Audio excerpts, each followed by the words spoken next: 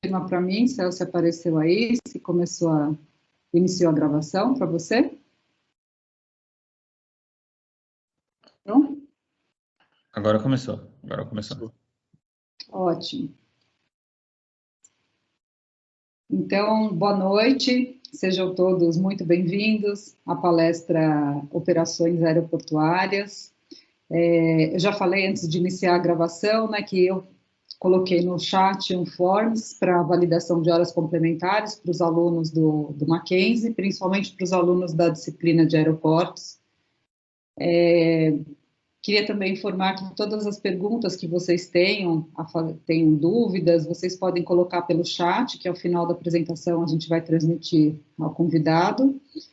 E é isso. Então, é uma noite hoje muito, muito, muito especial, né? Os meus alunos sabem o quanto que eu falo do meu irmão na sala de aula. Eu estou muito feliz em recebê-lo aqui. Ele tem uma trajetória profissional bastante inspiradora, né? Num momento tão difícil que a gente está vivendo, é muito legal a gente ouvir um profissional com uma história inspiradora como a dele.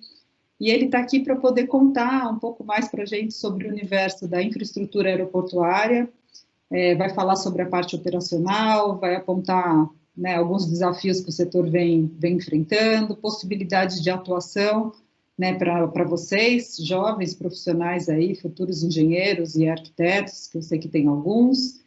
E eu acho importante, eu comento muito em sala de aula, mas hoje me veio na cabeça contar para vocês, né, que para os alunos, alguns eu já falei, mas que no início desse mês, né, acho que lá pelo dia 5, 6 de abril, não me lembro agora, a gente teve uma notícia de privatização de mais de 22 aeroportos nacionais, né, no Sul, Norte e Bloco Central, com estimativa de mais de 6 bilhões de investimentos nos próximos 30 anos.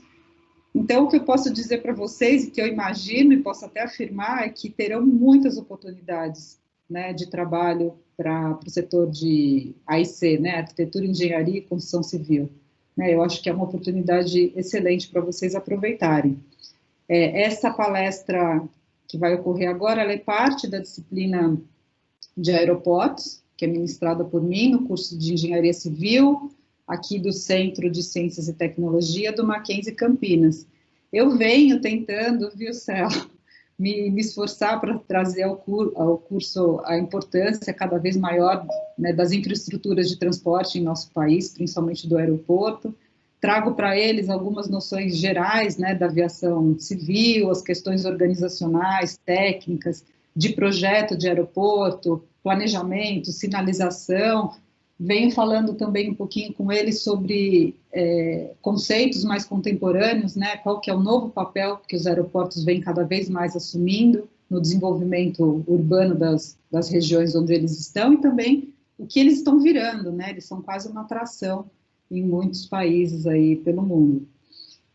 Apresentando, então, o nosso convidado, que além de meu irmão, que é o mais importante, ele trabalha na Gol já há 16 anos, hoje ele está como vice-presidente nas áreas de planejamento e operações, ele é responsável pela área de manutenção, aeroportos, segurança operacional, planejamento de malha, suprimentos e frota.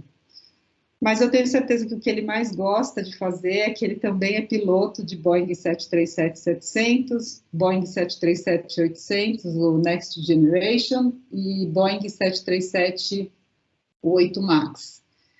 Ele também possui MBA pelo INSEAD, graduação em Economia pela USP, Universidade de São Paulo, e em Relações Internacionais pela PUC de São Paulo. Antes dele começar, eu acho que ele não vai contar para vocês, então eu vou contar um pouquinho. Eu acompanhei, né, desde sempre essa vocação, e eu me lembro do meu irmão, ainda pequenininho, com 2 aninhos, ele já ficava de pé na janela de casa, a gente morava muito próximo ao aeroporto de Congonhas, em São Paulo, e ele ficava na grade, fascinado, deslumbrado, vendo os aviões passando.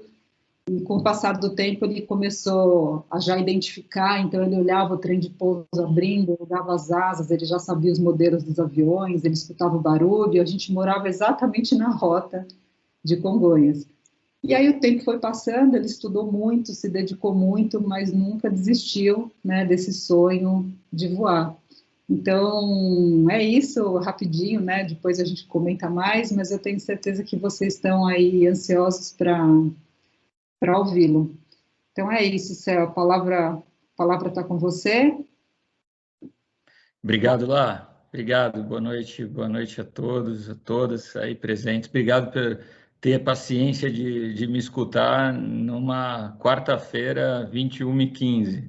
Né? Para mim, esse horário é quase o horário de dormir já. Normalmente, imagino que para vocês também. Então, fica o desafio da gente fazer alguma coisa interessante aí nessa próxima hora. Obrigado lá pelo convite, o Mackenzie pelo convite. Né? Eu estou muito honrado de fazer parte dessa palestra, né, com vocês, seja aí por conta de ser minha irmã, né, esse convite muito especial, mas principalmente para poder compartilhar, né, compartilhar um pouquinho da minha história, falar um pouco da Gol, que é a empresa que eu trabalho, né, há tanto tempo, e contribuir, né, na formação de vocês, né. Eu na minha trajetória profissional, eu me lembro claramente de todas as pessoas e também das palestras e também das falas que foram fundamentais nas escolhas que eu fiz, Dos né? professores, Então, né? hã? Dos professores. Dos professores, sem dúvida, né? Essas relações elas ficam, né? E depois você olha para trás, parece uma linha perfeita, né? Uma linha de história perfeita que faz a gente ter certeza da onde a gente chegou e o que a gente construiu até aqui, né? Então, foi sem dúvida nenhuma participando de eventos como esse, né? Em conversas como essa, me interessando, indo atrás, que eu criei relacionamento, que eu me encorajei, né? E a buscar as coisas que eu gosto, né? Vocês, engenheiros, arquitetos, a grande maioria aí, como a Larissa falou, o tema de aeroporto, ele é um tema novo no Brasil. Acho que do ponto de vista de infraestrutura, é o que mais representa a oportunidade. Talvez o setor portuário também, que está desregulamentando e também vai começar a passar por um processo de concessão, privatização bem forte, né? Já está acontecendo, também possa representar isso, mas sem dúvida aeroportos é uma coisa nova, né? E por que é novo, né? Exatamente por conta das concessões, né, no modelo. Então, a primeira reflexão aqui é o modelo de gestão e governança, participação, definição, acaba mudando completamente o setor, né? Eu atuo no setor aí há 18 anos e pude participar dessa grande revolução, né, que está acontecendo no Brasil, né, principalmente em função ali da Copa do Mundo, né? Toda essa história começou por conta da Copa do Mundo, né? Apesar os aeroportos terem ficado prontos, a maioria deles depois da Copa do Mundo, né? Temos muitos exemplos de coisas que não ficaram prontas até hoje, né? Da Copa do Mundo do Brasil, vídeo monotrilho aqui, que tem a ver com aeroportos também, né? Que seria para levar até o aeroporto de Congonhas, era para a Copa de 2014. Toda vez que a minha filha passa lá, que nasceu em 2013, e vê aquilo, ela não se conforma. Ela tem 7 anos e ela passa lá e fala: papai, mas quando isso vai ficar pronto? Eu falei: em 2014, né? Era para ter ficado pronto. Com os aeroportos, a Copa trouxe essa pressão de tempo, né? Foi o grande pano de fundo para, enfim, para que de fato o governo na época se movimentasse para valer, para criar o FENAC, que é o Fundo Nacional de Aviação Civil, e de fato começar a injetar, né, dinheiro privado via as concessões nesse setor. Vocês lembram, naquele momento, o aeroporto de Guarulhos, Brasília, Viracopos, aí em Campinas, e Belo Horizonte, né, foram os primeiros ali a serem concedidos, e aquela correria para entregar o Terminal 3 de Guarulhos, né? Imagina, ia chegar os voos internacionais, o terminal não ficava pronto, ficou pronto bem em cima da hora, né? E tudo aquilo era muito novidade para a gente, né? E hoje a gente está começando a ter, de fato, aeroportos nível mundial, né, que a gente não tinha no Brasil, né, é incrível, a gente ia para a Argentina, ia para os nossos países vizinhos aqui e encontravam instalações aeroportuárias completamente superiores, em muitos casos, às que tínhamos aqui, principalmente terminal, às vezes pista, né, e operações. E hoje a gente está, vamos dizer, você entra num terminal de 3 de Guarulhos, você entra num terminal 2 do Galeão, você entra no novo terminal de Confins, aí em Viracopos, e você está num aeroporto padrão internacional normal, né? Você se sente completamente num aeroporto internacional, padrão internacional, até porque as empresas que ganharam essas concessões, que fazem a gestão desses aeroportos hoje, são empresas que têm aeroportos no mundo inteiro, né? Tem a Vinci, por exemplo, que é dona de Salvador, é um grupo francês. Tem a Fraport, que é dona do aeroporto de Frankfurt, que hoje faz a gestão do aeroporto de Porto Alegre e Fortaleza. Tem a Gru Airport, é um grupo sul-africano. O aeroporto de Brasília, Aeroportos 2000, né, que é a maior empresa de aeroportos da Argentina. Eles são donos de praticamente todos os aeroportos na Argentina e muitos aeroportos no mundo. Então, a CCR, né, que ganhou esses 16 aeroportos nesse leilão recente, né, tem operação internacional, praticamente não tinha no Brasil, né, tem uma participação em Belo Horizonte, BH Airport.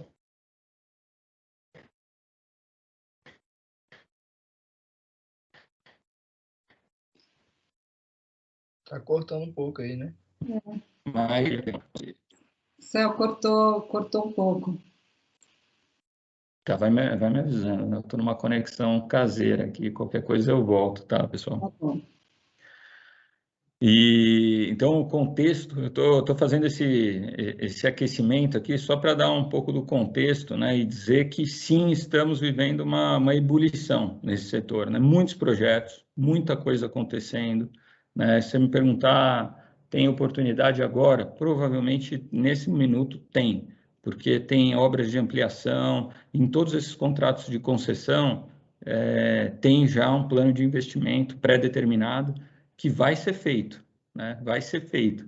Tanto vai ser feito que a gente tem alguns aeroportos aí que tem muitos, por exemplo, finger, né? Aquelas pontes de embarque, que nem tem demanda para isso, mas porque constava no contrato de concessão, teve que ser construído, né? Então, hoje os contratos estão mais flexíveis, né? Os contratos dessa última rodada são mais flexíveis para evitar, né? Evitar aberrações como essa, mas o fato é que sim, o investimento, quando a Larissa falou, teve o pagamento no leilão, né? O leilão foi vencido aí pela Vinci, pela CCR, e com valores altíssimos em relação ao prêmio inicial, e o plano de investimento muito alto, né? 6 bilhões, muita coisa que vai acontecer, vai movimentar esse mercado para vocês. O meu objetivo aqui, pessoal, eu não sou especialista em aeroportos, né? Vou falar um pouquinho da minha formação, vocês vão ver que eu não sou engenheiro civil que conhece esses aeroportos, eu sou curioso da área e aficionado, mas eu não sou. A minha intenção é justamente trazer uma coisa nova para vocês hoje, falar da companhia aérea mesmo, né? Falar daquilo que eu conheço, né? Falar da Gol, que é a empresa que eu trabalho, né? Que eu tenho certeza, na verdade, que vai ajudar vocês a pensarem no aeroporto do ponto de vista do operador, né? Do operador aéreo, né? O aeroporto, essa concessão, ou mesmo o aeroporto estatal, vamos chamar assim, né, gerido pela Infraero, ele tem dois clientes. Aliás, ele tem 3 clientes. Ele tem o cliente lojista, né, que vai lá e abre um Starbucks, então ele faz um terminal bacana para que o Madeiro, o Starbucks aluguem aquelas áreas por um preço de metro quadrado altíssimo.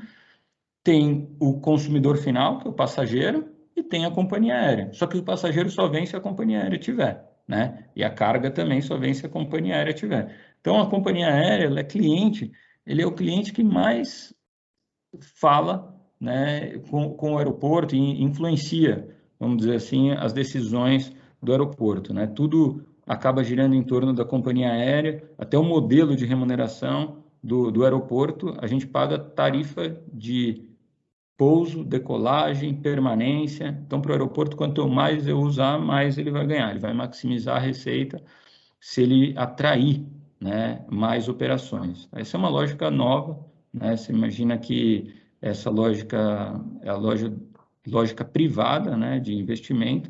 Os aeroportos, até então, no Brasil, era um monopólio, né, de uma empresa estatal, a Infraero, e pela Infraero ela cobrava a taxa, uma empresa equilibrada, fazia os investimentos dela, né, num ritmo completamente diferente do que quando chegou esse capital novo. E os aeroportos, sim, passaram a o cliente, companhia aérea. Hoje a gente vê, eu tenho as reuniões que eu tenho com Guarulhos Airport, com Campinas, com Confins, né, BH, Ilha, são reuniões onde eles querem atrair, né? As reuniões são para pedir mais voo. Quanto mais voo, mais passageiro, né? E o modelo de remuneração do aeroporto é pouso, decolagem, como eu falei, né? Permanência, que a companhia aérea paga, mas é o quê? É o que o cliente paga de taxa de embarque, né? O consumidor final, e o que ele deixa de ticket médio no tempo que ele está no aeroporto. Então, você imagina que ele para o carro, né? Paga o estacionamento, né? Funciona que nem um shopping. Daí ele aluga um carrinho, para pegar um carrinho hoje, tem aeroportos que você tem que colocar uma moedinha, né? Nos Estados Unidos isso é muito comum, $5 nos Estados Unidos, né? Para a gente muito caro, R$ 25, o carrinho é melhor carregar a mala mesmo. Mas ele ganha em tudo, né? O aluguel do Starbucks, quanto que gasta no Starbucks, no free shopping, aqueles preços do free shopping altíssimo, né? E o povo gasta, né? O povo gasta dinheiro, deixa dinheiro no aeroporto. Parece que quando você entra no aeroporto você quer gastar mais, né? Pior que shopping, né? Você quer gastar, as crianças olham as coisas, querem comprar tudo. Todo mundo quer comprar tudo no aeroporto. E realmente vira uma remuneração muito parecida com o que a gente vê nos malls, né, nos shoppings. E esse é o modelo, né, que ele vai remunerar todo esse investimento bilionário, né, que ele faz em infraestrutura. Então, o aeroporto hoje ele é interessado em maximizar o investimento dele, né, trazer um maior retorno, maximizar o retorno desse investimento, e para isso ele precisa ser eficiente, né? E essa agenda é a agenda que vem ao encontro da companhia aérea, né, e a Gol especificamente, por ser uma companhia de baixo custo. Essa palavra eficiente está em todas as pessoas que trabalham lá, em todas as salas. Essa questão de eficiência é fundamental, e é sobre isso que eu vou falar, né? À medida que vocês começarem a entender um pouquinho de como as companhias aéreas se organizam, a gente vai falando sobre o aeroporto e falando como o aeroporto tem que ser desenhado e projetado para atender esses modelos de negócio. Portanto, pessoal, o grande objetivo meu aqui é que vocês saiam conhecendo um pouquinho mais de companhia aérea, porque a pior coisa, e a gente tem os casos, é de quando o engenheiro vai lá e projeta aquilo pensando no cálculo e que ele fez na infraestrutura e pronto. Mas ele não sabe quem vai usar, para que ele está fazendo aquilo e normalmente essa conta não fecha no final, né? Então a gente tem aeroportos, né? Você vê o aeroporto de Campinas, por exemplo, tem um piso inteiro que não é utilizado, né? Um mezanino inteiro que não é utilizado. A gente tem pontes de embarque em alguns dos aeroportos internacionais que foram feitos para aqueles aviões A380, que é aquele avião de 2 andares, que só veio uma empresa para cá, que é a Emirates, operar com esse avião. Então, você imagina o quanto que a gente perdeu de oportunidade em ter posições mais próximas para aviões menores, com mais eficiência, mas não, naquele momento pensava assim, não, eu tenho que estar preparado para o A380, né? E tem coisas clássicas que a gente vai falar também aqui hoje sobre Guarulhos, que não tem uma operação simultânea porque as pistas elas são paralelas, mas elas não têm a distância mínima requerida para ter uma operação simultânea, né? Pelo menos não tinha até então. Eu vou falar o case que eu trouxe é justamente o que a indústria está fazendo para transformar isso numa realidade, mas não tem uma operação simultânea no aeroporto de Guarulhos, que é o maior aeroporto do país, né? Até hoje não tem. Por quê? Porque porque o cálculo da pista não levou em consideração, e vocês devem saber melhor do que eu aí, os 700, se eu não me engano, 760 metros, né, que precisa ter entre uma pista e outra para ter essa operação simultânea. Então, o ponto aqui, né, a mensagem que vai ficar para vocês é: vocês precisam entender de companhia aérea, do modelo de companhia aérea, para poder pensar no aeroporto, né? Quem vai ser o seu cliente? Que tipo de pessoa que é essa companhia aérea? Que tipo de consumidor que está a bordo desses aviões? Qual o modelo operacional dessa companhia aérea? Uma companhia aérea que quer ficar o menos possível no chão, né? E, portanto, ela não precisa de uma ponte de embarque, por exemplo. É melhor aquele sistema tradicional que eu falo, que é parar na remota, que desce por escada, né, dos aviões, porque eu giro mais rápido. Daí eu uso 2 portas no avião, comparado com operar no finger, que é a ponte de embarque, que eu só uso uma porta do avião. Então, o que é importante? Nessa fase de projeto, se identifique também quem é o cliente, quem que vai voar nesse aeroporto e qual o modelo operacional desses clientes que vão operar nesse aeroporto. Do contrário, você está criando provavelmente não está maximizando o uso da infraestrutura planejada. Então, eu vou dividir essa apresentação, de novo, né, um pouquinho sobre mim, que ela lá já falou bastante, e muito sobre a companhia aérea Gol, que é a companhia que eu trabalho, mas eu vou fazendo paralelo com outras companhias para justamente passar para vocês o que há de mais, enfim, o que há de mais atual nesse debate. Lá, estão conseguindo ver? Estou compartilhando aí o slide, o primeiro slide. Está conseguindo enxergar? Certo. Tá. Se tiver alguma pergunta aí, pode falar, tá? Se tiver alguma coisa que vocês quiserem já comentar ou direcionar, por favor, me fala que eu vou incluindo na minha fala, tá bom? Essa foto já é uma foto que não existia no nosso país há 10 anos, né? Ou em 2014, que foi o ano da Copa, vamos colocar em 2013. Isso aqui era impensável, né? Não tinha nenhum aeroporto no país com esse visual que eu estou mostrando aqui nesse slide, né? E aqui você vê bem, você vê um aeroporto com pé direito alto, um terminal, com organização das filas de embarque, com sinalização dos portões, com ali um café Delta Expresso, atrás um Subway, né, com essa questão de muitas lojas para remunerar, tem um quiosque ali de vender bugiganga também, M&M, essas coisas. Enfim, é uma imagem do aeroporto de Brasília. Esse é o aeroporto de Brasília, que até então, você ia 2013 no aeroporto de Brasília, o aeroporto de Brasília não tinha... Acho que tinha 13 pontos de embarque, né? Era um dos bons aeroportos do país, era um dos maiores aeroportos do país, tinha 13 pontos de embarque. Hoje tem 30 terminais desse padrão que está aí nessa foto, né? Então, aqui para mim explica bem como isso mudou. E essa injeção de infraestrutura veio sim interferir no modelo de negócios da empresa, né? A empresa, eu vou explicar isso para vocês, mas a gente não contava, nós que estávamos no setor, não contávamos com essa infraestrutura até então. Quando essa infraestrutura chegou, ela abriu muita oportunidade para a gente, né? Vamos lá. Aqui, rapidinho, né, sobre mim, a Larissa falou, né, vou começar aqui pela minha formação, sou piloto de linha aérea, né, piloto da Gol, Boeing 737, né, sou formado em Economia na USP, em Relações Internacionais na PUC, São Paulo, e tenho um MBA executivo na INSEAD, aí, em Administração mesmo, né? Essa é a minha formação oficial, né? Tem a não oficial, que é entusiasta de tudo isso aqui que eu estou falando. Então, eu falo que essa é só uma das formações, né?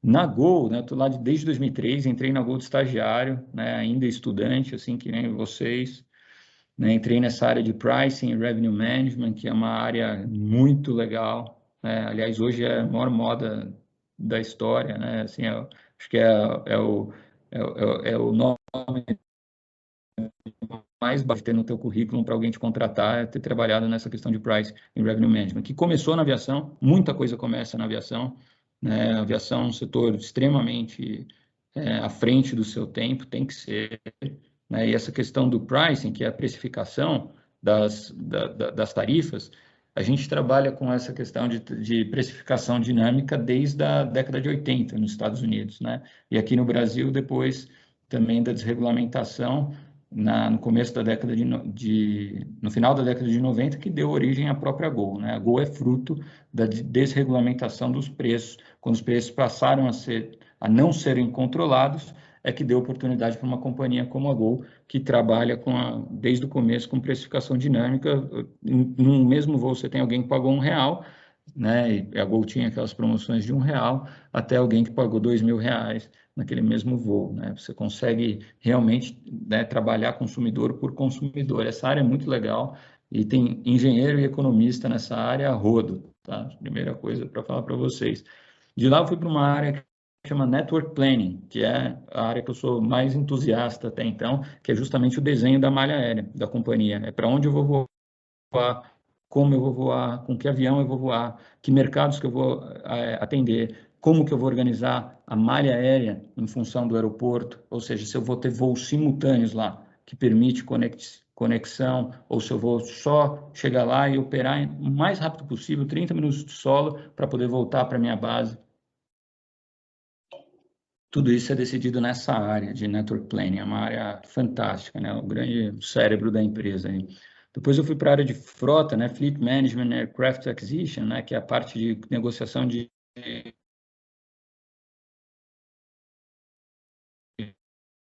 Nossa, Celso, está cortando bastante, Celso. compra de aeronave também, de matar. Cortou bastante. Tá. Eu estava falando da parte de frota, né? Dessa parte de frota, vai me falando, tá? Ou faz assim com a mão aí, eu já paro quando tiver. Essa parte de frota, que é extremamente importante para decidir qual avião que a gente vai operar, né? Que preço, supply chain, que é a cadeia toda de suprimentos, né? Da companhia aérea, e agora, desculpa o type aqui errado, né? Operações, né? Que eu tô hoje como vice-presidente de operações, né? Que é responsável por algumas dessas áreas que eu passei aí pela minha carreira, inclusive pela operação, network planning, que são as áreas que, vamos dizer, mais tem a ver com a palestra de hoje, né? Com como a gente vai usar o aeroporto, né? E sou piloto, né? Como a Larissa falou. Eu queria dividir nossa conversa aqui, só para ter uma ideia de tempo. A gente agora está 9h38, eu vou ver se eu falo no máximo 1 hora, para deixar um pouquinho de tempo para perguntas, tá? Eu justamente quero falar hoje do modelo de negócios da Gol, né? Como isso define a operação da Gol, os fatores de escolha, né, de um aeroporto por uma companhia aérea, né? O que faz a gente voar mais num aeroporto que no outro, né? O que a gente olha, né? Qual a vocação de cada aeroporto, né? Eu vou falar um pouco disso. Daí eu trago um case de Guarulhos, né? E daí, se o Cássio quiser falar um pouquinho sobre GRU também, é excelente, né? GRU é a sigla do Aeroporto Internacional de Guarulhos, né? Um pouco além do que vocês estudam, né? Eu dei uma folhada rápida nas aulas de vocês e vi muita coisa técnica, né? De construção de pista e tudo. Eu vou trazer uma abordagem aqui de tráfego aéreo para falar de operações mesmo de aeroportos, para vocês pensarem assim, pô, uma coisa, depois que eu construo uma pista, né? Todo esse cálculo, áreas de manobra, tudo isso que vocês estão aprendendo, como é que eu opero isso e depois como que eu maximizo a utilização dessa pista. E vocês vão ver que, mais do que só a pista, a gente tem que organizar todo o tráfego aéreo e toda a coordenação de solo para que você tenha o melhor uso de pista possível, né? Esse é o grande desafio de todos os aeroportos congestionados hoje, né? É aumentar o número de operações por hora nos aeroportos, né? A gente aqui no Brasil tem os 2 aeroportos mais congestionados são Congonhas e Guarulhos, né? Congonhas ocupa 100% dos slots são ocupados hoje, e Guarulhos também nas horas pico 100%. Ao longo do dia tem algumas faixas horárias que não estão ocupadas 100%, né? Isso é ex-pandemia, pessoal. Pandemia esquece, né? Pandemia, mal a gente vê um avião passando hoje em dia, né? Tá voltando aos poucos. Mas antes da pandemia, esses eram os 2 aeroportos muito congestionados. Se você vai mundo afora, principalmente na Europa,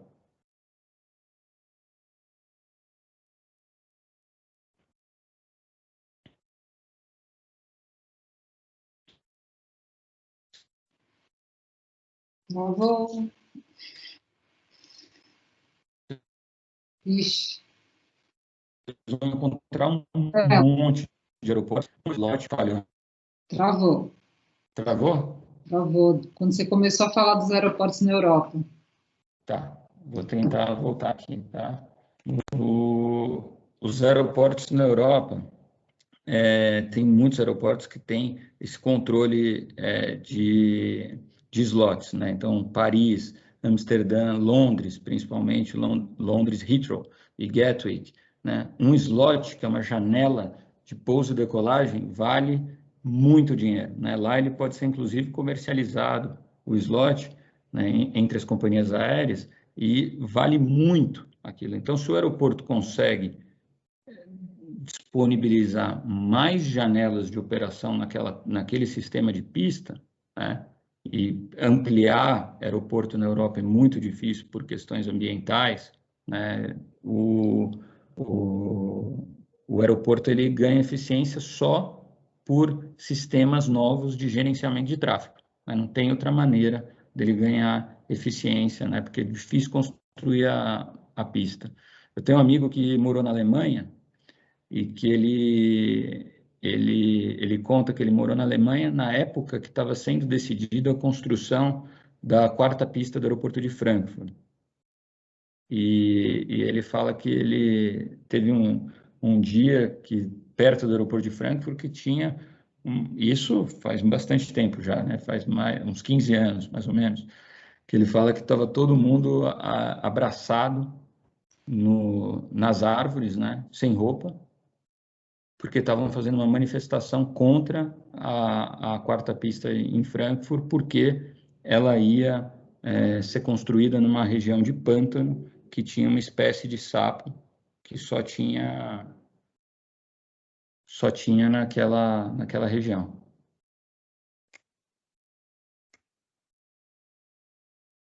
Acho que travou aqui, né?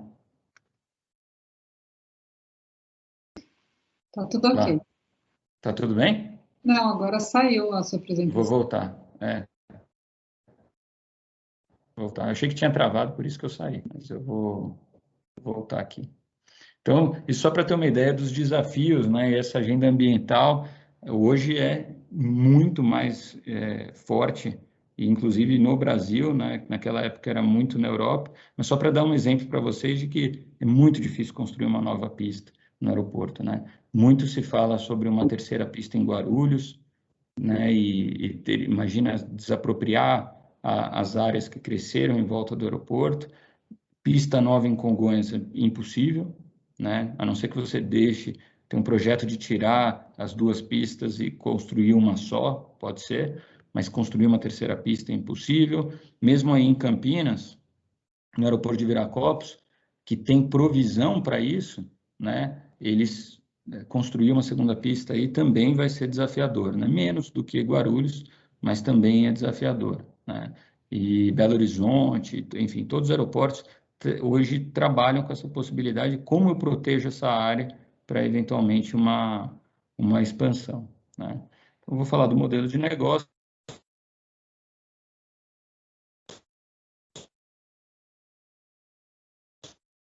Travou de novo. Tá difícil, né? Não dá bronca, né? Como é que tá aí? Tá ruim. Não dá para acessar a rede, será do seu do 3G, 4G, alguma coisa assim? Vou tentar, só um minutinho. Nunca tive problema aqui. Tá bom. Não sei se é o horário, né, que fica um pouco mais...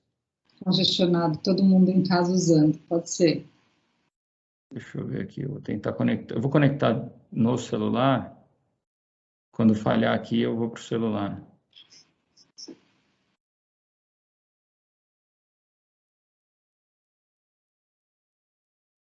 Consegue escutar o áudio do celular? Sim, tudo perfeito. Tá. Então, eu vou mudar um pouco aqui a... Estou na apresentação no computador, mas o áudio usando do celular. E daí acho que é uma maneira de não travar o áudio, pelo menos. Daí vocês vão só me falando do slide, tá? Estou nesse slide principal aí da Gol, né? 20 anos comprometida com o desenvolvimento da indústria aérea brasileira, né? São quase 15 mil colaboradores, 500 milhões de passageiros, né?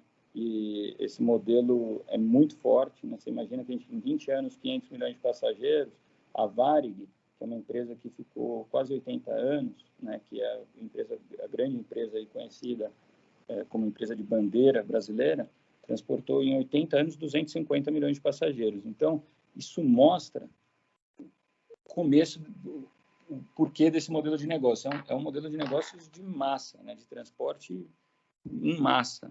Né? 500 milhões de passageiros é um número que poucas companhias aéreas transportaram na história. Né? São 410 rotas pré-Covid, né? E a Gol é a maior empresa brasileira hoje no mercado doméstico e também é a maior empresa no mercado regional, né? Com muitas parcerias. Isso a gente fala, a Gol fomenta muito essa questão das parcerias, tanto para aviões maiores quanto para aviões menores. Por quê? Porque o nosso modelo de negócio é fiel a ter uma frota única, né, de Boeing 737.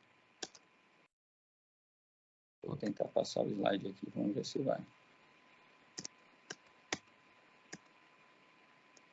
Tá travando. Tá travando, né?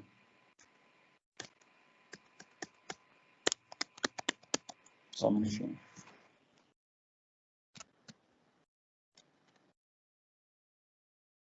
Voltar.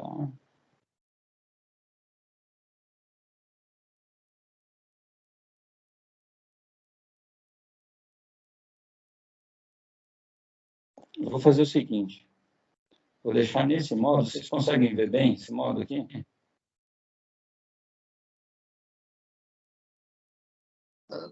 Tá vendo de boa. Pode deixar, Céu.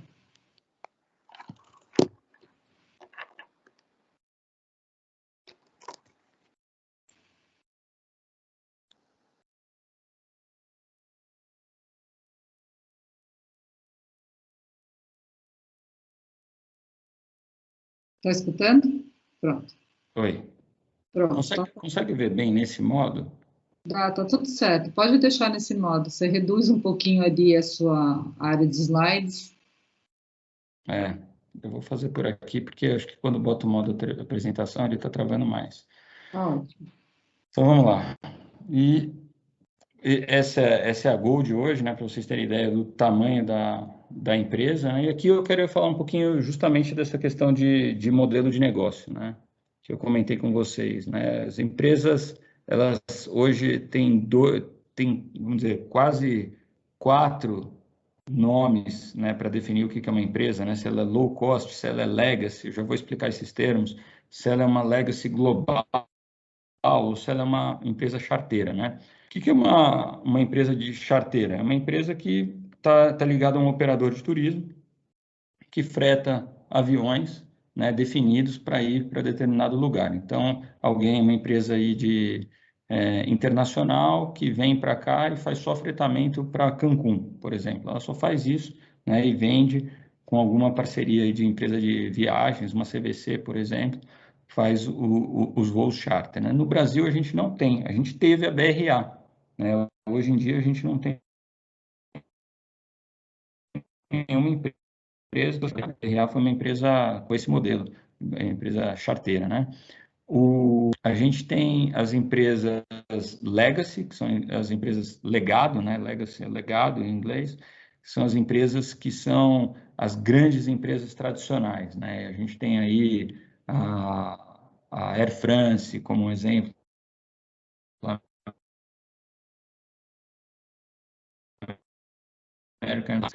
a própria Latam, né? Uma empresa que opera muitos tipos de frota, né? Eu vou explicar um pouquinho.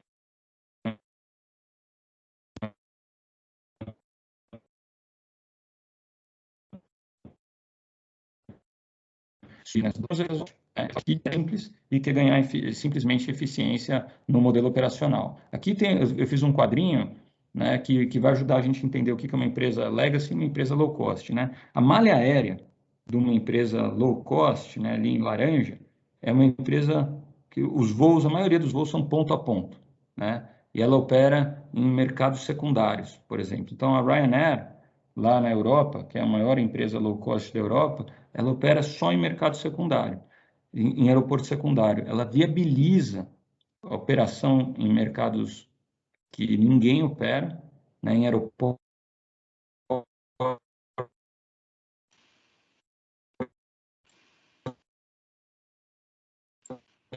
E ela voa lá, às vezes, até num terminal de lona.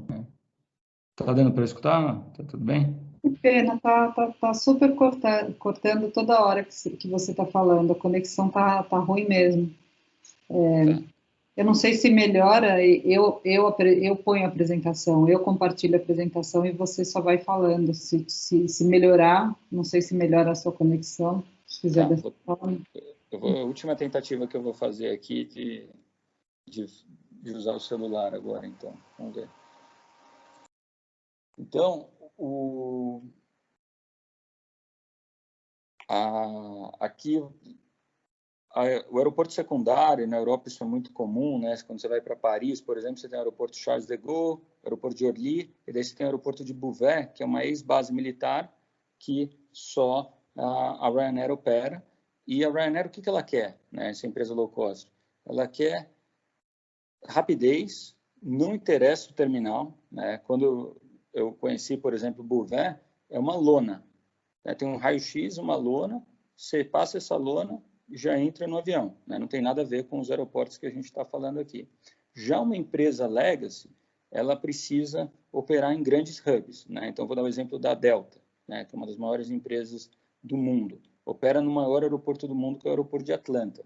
Ele tem 6 pistas, né, 8 terminais e opera conectando o mundo inteiro em uma só cidade. Que tipo de terminal eu tenho que ter? Que tipo de sistema de pistas eu tenho que ter? O que proporciona maior número de simultaneidades, né, de operações simultâneas. A estrutura tarifária dessas empresas, né, ela segmenta para ter todos os tipos de cliente. Na low cost ela é mais simples. Normalmente a Legacy trabalha com parcerias, né? E, enfim, tem uma série de atributos aqui que diferenciam essas duas empresas. Eu vou focar no último, que é essa questão da operação da frota. Uma opera um modelo único de aeronave e outra opera também uma frota de maior complexidade. O que isso quer dizer, né, do ponto de vista de aeroporto, para vocês? Quer dizer que um aeroporto, para atender uma empresa legacy global, ele tem que ter terminais para aviões de grande porte, ele tem que ter conectados a terminais de avião de pequeno porte, que trazem normalmente a alimentação regional, conectando com os grandes voos internacionais, né? É por isso que eu estou trazendo essa questão de companhia aérea, para vocês verem como isso vai interferir no desenho, né? No caso da Gol, estou passando aqui o slide, né? A Gol, eu falo que a Gol, ela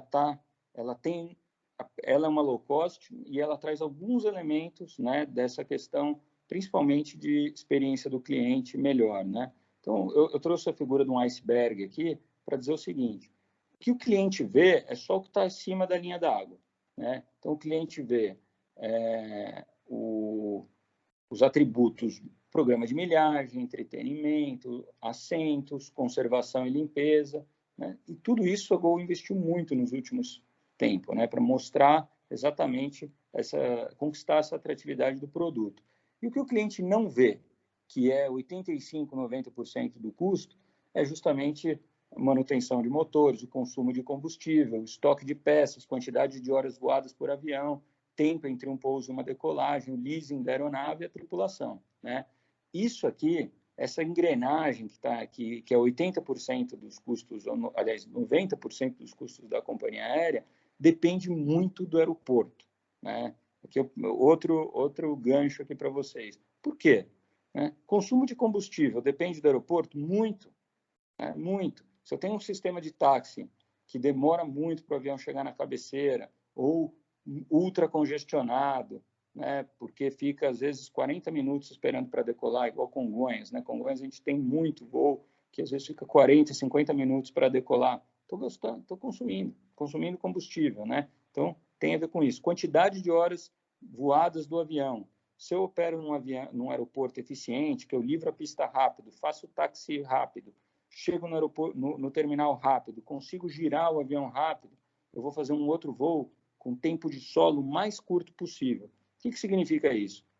Quanto menor o tempo de solo, mais voos eu vou conseguir fazer com o mesmo avião, né? Que é a utilização da aeronave. A aeronave é o ativo mais caro da companhia aérea. Quanto mais eu utilizar, mais eu vou diluir o custo fixo e, portanto, mais eu vou querer operar em aeroportos que me gerem eficiência, né? A última coisa que a gente quer é o aeroporto que a gente fala que é aeroporto com areia movediça, que é chegar num aeroporto e o seu avião não sai. Não sai porque demora para chegar no gate, demora para acoplar o gate, demora para desembarcar, os passageiros não se encontram, né? Por incrível que pareça, eu vou contando alguns casos para vocês, existem vários aeroportos que os clientes eles passam do raio-x e eles se perdem, não conseguem chegar no aeroporto. Essa questão do wayfinding, que vocês devem ter falado, aí também os arquitetos, né, que trabalham com isso é super importante. A questão da linguagem, várias línguas, que língua usar, como identificar. A gente tem muito atraso na companhia aérea por conta de clientes que despacham a bagagem e não conseguem chegar no gate, porque não conseguem encontrar o avião. Vocês vão falar, Celso, quanto que isso acontece? Acontece numa operação da Gol, de 900 voos por dia, eu diria que acontece umas 30 vezes por dia. Um voo que atrasa, né, porque alguém não conseguiu chegar no avião. E como ele está com a bagagem, a gente é obrigado a retirar a bagagem desse cliente por uma questão de segurança, né? Isso é um protocolo de security que a gente segue. Que eu vou passar rapidinho, produto da Gol, né, esses atributos que eu falei para vocês, que é o que o cliente vê, é onde a gente investe muito, né, para deixar a percepção o mais atrativa possível, né, do ponto de vista do cliente, mas o que realmente importa, né, do ponto de vista de custo para a companhia aérea é aquela ponta de baixo do iceberg, tá? Las, tá escutando bem agora? Está funcionando bem aqui? Só para fazer um check aí com vocês. Estão conseguindo acompanhar? Tudo certo. Está dando para acompanhar de boa aqui. Valeu, João. Ótimo. Eu estou com um pouco de dificuldade porque eu estou com eco, né? Porque eu falo no celular e estou escutando pelo computador. Então, às vezes eu tenho... fica um pouco difícil falar, né? Mas eu vou passar então para a segunda etapa aqui da apresentação, né? Que é essa etapa de fatores de escolha, né? Do aeroporto com a companhia aérea, e vou falar aqui sobre produtividade, conectividade, experiência do passageiro e segurança, né? Segurança, safety, que é toda a parte de segurança de voo, e security, que é toda a parte que protege a companhia aérea e o aeroporto contra atos de interferência ilícita, né? Então, contra sequestro, contra invasão, contra assalto, né? Então, essa palavra security está relacionada a essa interferência, né, de um agente externo, né, que é uma ameaça ao sítio aeroportuário, aos aviões que lá operam, e safety, que é todas as questões envolvendo a integridade do voo, né, da segurança do voo, que tem a ver também com a operação do aeroporto, né, como é que é a pista, como é que é o sistema de frenagem, como é que tem o sistema de drenagem, né, tudo isso é safety, né? Então, o que a gente olha nessa questão de produtividade e conectividade, né, que é o primeiro capítulo que eu quero dividir aqui com vocês, né? Trouxe de novo a questão da malha aérea, né? Aqui, o que vocês têm? Eu trouxe do lado esquerdo a malha da Emirates, né? Da Emirates, que é o hub em Dubai. Podem ver que em Dubai é exatamente nesse plano que eu trouxe aqui, exatamente o centro do mundo, né? Para o Emirado Árabe ali. E dali ele consegue conectar o mundo inteiro no aeroporto de Dubai, né? Então, alguém aqui em São Paulo, quando entra no site e procura uma passagem para Tóquio, no Japão, a Emirates vai aparecer, né? Quais são as outras maneiras de ir para o Japão? Pode ser via Europa, ou via costa oeste americana, né? Los Angeles, tudo mais, a Emirates está lá. Para a China, a Emirates está lá. E o que vai fazer o cliente, né, o consumidor, escolher ir pela Emirates, né? Além dos atributos de qualidade do produto, o principal é o preço, e o segundo, logo depois do preço, em alguns casos ele é o primeiro, dependendo de quem é esse cliente, é o tempo de viagem, né? Então eu vou olhar e falar, nossa, qual a melhor maneira de eu chegar em Tóquio? Ou qual a melhor maneira de eu chegar em Mumbai, na Índia? É via Dubai, né? E o que a Emirates tenta fazer? Tenta fazer com que o avião que chegue de São Paulo chegue o mais tarde possível e o avião que saia para Mumbai ou para Tóquio o mais rápido possível, né? Ou seja, que a conexão em Dubai seja o mais rápido possível, porque o cliente ele vai olhar, o consumidor ele está olhando quantas horas ele vai demorar de ir de São Paulo até Mumbai ou Tóquio, né? Então vai aparecer lá que ele vai demorar 20 horas ou 24 horas para chegar e ele vai optar por esse caminho ao invés de ir via, por exemplo, Los Angeles, que ele demoraria, vamos supor, 28 horas, porque a conexão em Los Angeles era de 4 horas, né? E o que faz a conexão ser menor ou maior? A capacidade do aeroporto. Então, o Emirates, né, para quem não conhece, né, depois a gente dá uma olhada no Google, YouTube, vocês vão ver que é um aeroporto que comporta uma simultaneidade de avião enorme, né? Pousam todos os aviões ao mesmo tempo e decolam todos os aviões praticamente ao mesmo tempo, um em sequência do outro. A operação é simultânea nas pistas, o sistema de táxi é eficiente, tem uma regra muito rígida de utilização das áreas de manobra, do pátio, um avião atrás do outro. E quando chega no terminal, o terminal é fácil, rápido para conectar, né? Eu trouxe o exemplo da Emirates, mas tem o próprio Atlanta também, né, que é o maior hub do mundo. Nesse sentido, é muito eficiente. A Qatar, em Doha, fez um terminal maravilhoso, né? O Schiphol, Amsterdã, particularmente, é o que eu mais gosto, né? Com super desafiador e também muita operação de hub. Essas empresas, né, o voo só tem viabilidade, voo de São Paulo da Emirates só tem viabilidade porque dentro dele, né, tem 400 passageiros. Dentro dele tem 5 que vão para Tóquio, 5 que vão para Pequim, 14 que vão para Mumbai, 13 que vão para Sydney, na Austrália. Então, é assim que você enche um avião do porte do avião da Emirates que vem para São Paulo. Só funciona nesse modelo de hub, né?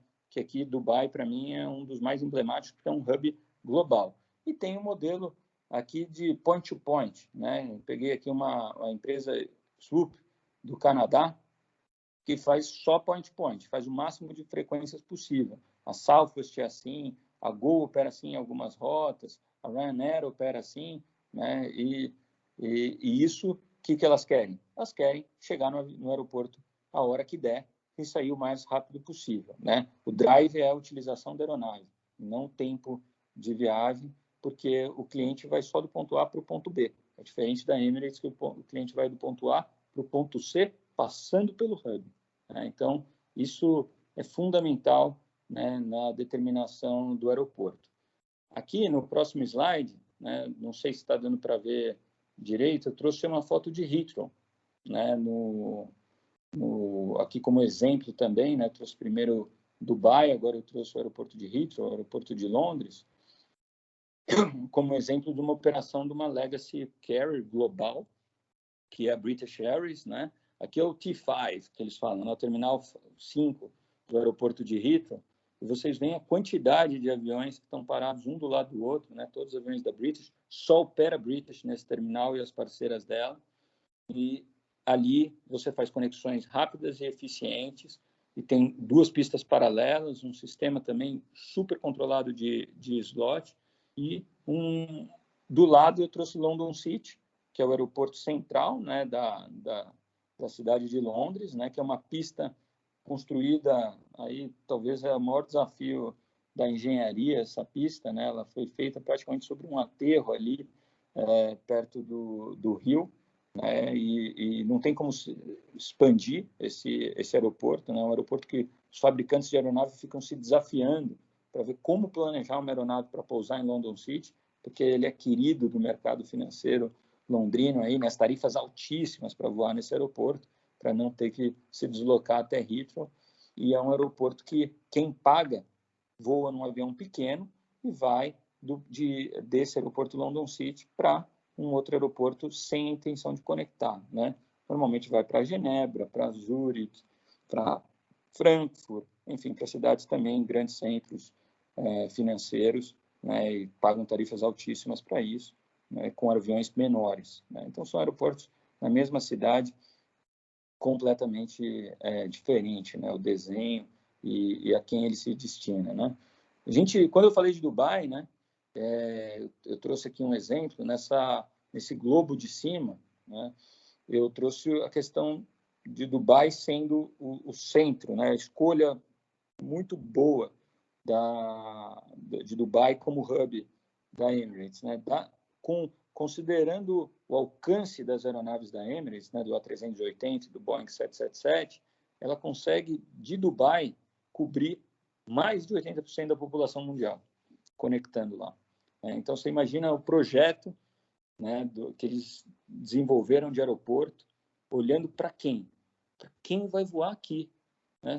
O aeroporto de Dubai, ele faz parte de um projeto, aliás, Dubai inteira, né? Questão de atração do turismo, polo financeiro, comercial, tudo, mas o aeroporto nasce já sabendo que quem vai operar lá é uma companhia aérea que vai operar longo curso, que são esses voos de longo alcance, que vai conectar o mundo inteiro lá, porque Dubai não tem demanda suficiente para tudo isso, então ela vive da conexão, mas é a única maneira dela ter voo para o mundo inteiro, né? Então, trouxe esse exemplo aqui muito importante, né, da questão de onde Dubai está, né? Tem um outro exemplo bom, é a Copa no Panamá, por exemplo, que está no meio das Américas, né? A Copa voa o mesmo avião da Gol, né, o Boeing 737, passando sempre pelo Panamá. Então você vai de São Paulo a São Francisco, conectando no Panamá. Você vai de Buenos Aires a Nova York, conectando no Panamá, que fica bem no meio da América, né? A melhor posição geográfica para ligar a América do Sul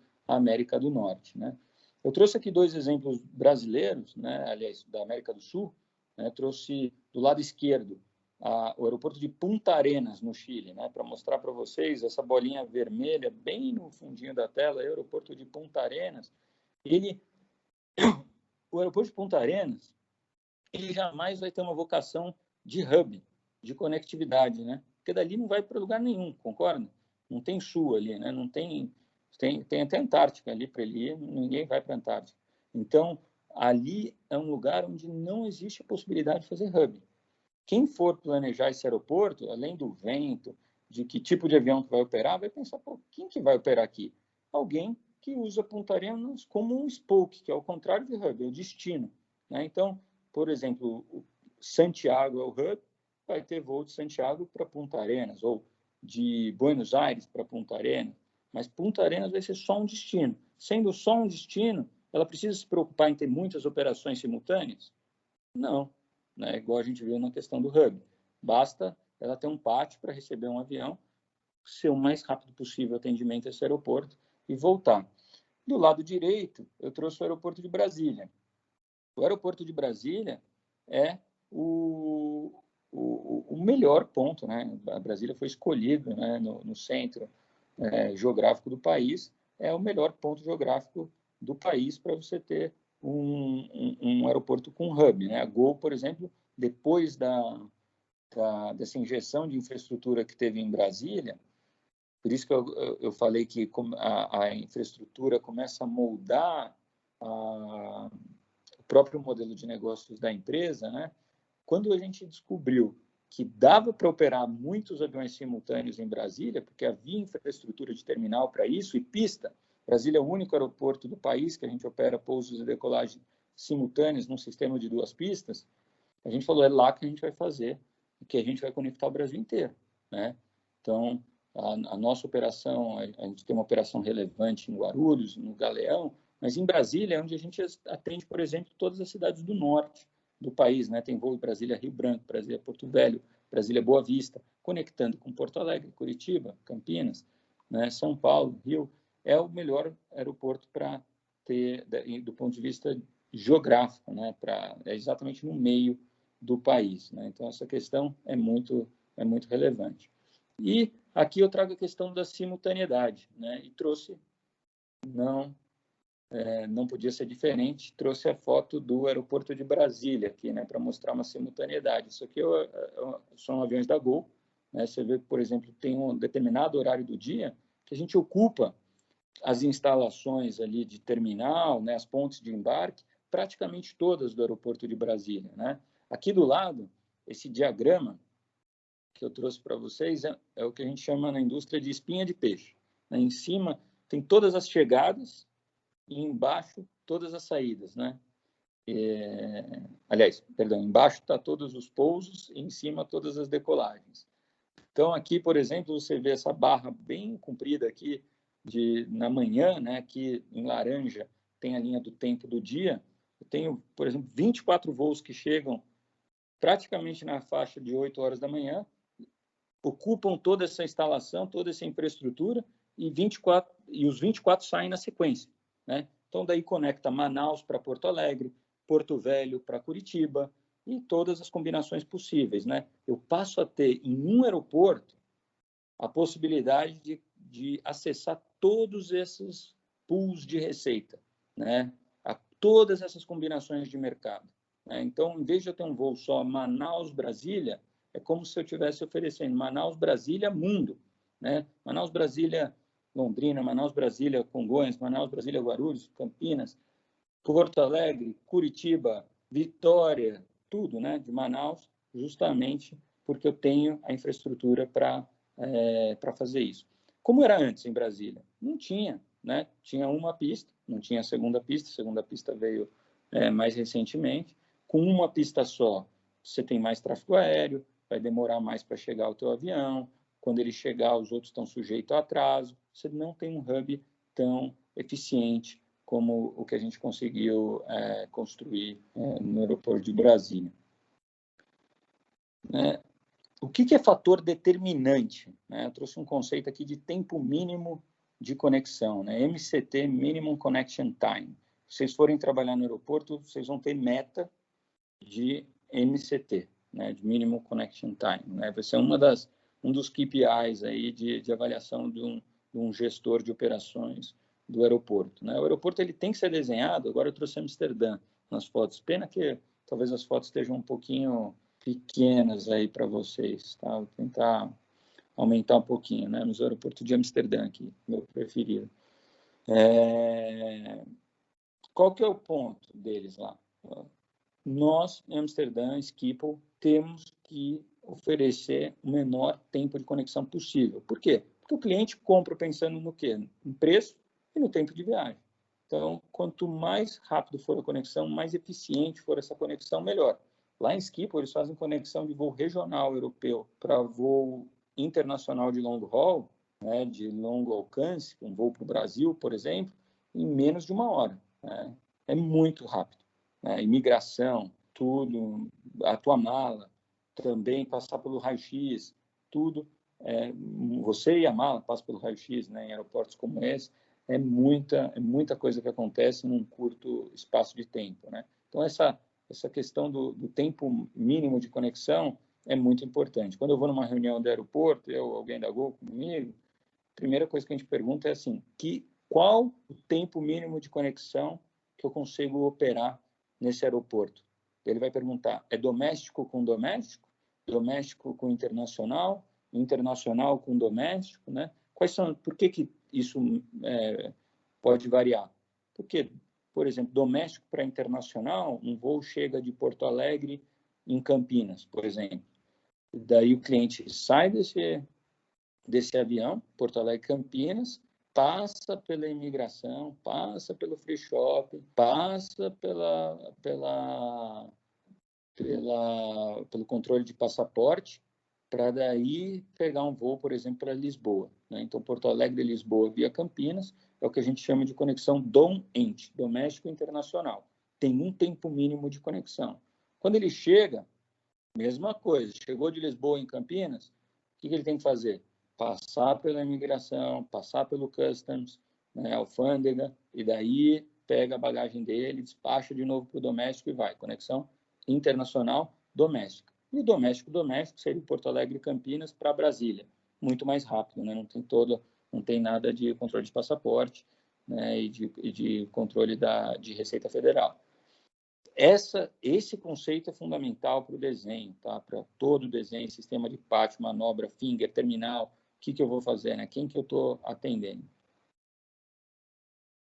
Aqui o próximo conceito que eu trouxe para vocês ainda dentro desses fatores de escolha do aeroporto é o conceito da experiência do cliente, né? Hoje, pessoal, a gente comentou um pouquinho aqui na hora que a gente estava começando a sessão, a gente falou sobre sistema viário do aeroporto, falou sobre acesso, né? Experiência. Quando eu mostrei aquela foto de Brasília, eu falei da experiência bacana, daquele pé direito bonito, das lojas, né, que tem ali. Tudo isso é experiência de passageiro. Cada vez mais, nós, né, que trabalhamos nesse setor, a gente quer que a experiência porta a porta do passageiro seja a melhor possível, né? Isso para a gente interessa demais, né? Quando a gente olha para o mercado americano, por exemplo, de transporte aéreo, a gente pensa assim, pô, por que o americano, né, ele acorda na sexta-feira e decide passar o final de semana do outro lado do país e voltar no domingo, né? Porque ele tem dinheiro, beleza. Vamos dizer que para a mesma renda, o brasileiro não faz isso. O brasileiro pega o carro e fica 8 horas na Imigrantes, né, em vez de pegar um voo para ir para lá, né? Tendo dinheiro, vamos supor assim, né? Tendo renda para isso. Por quê? Porque às vezes a experiência de sair de casa, pensar como vai para o aeroporto, quanto tempo antes tem que chegar no aeroporto, o fluxo do aeroporto, que não é agradável, entrar no avião, pegar isso daí, chegar num lugar que ele não conhece,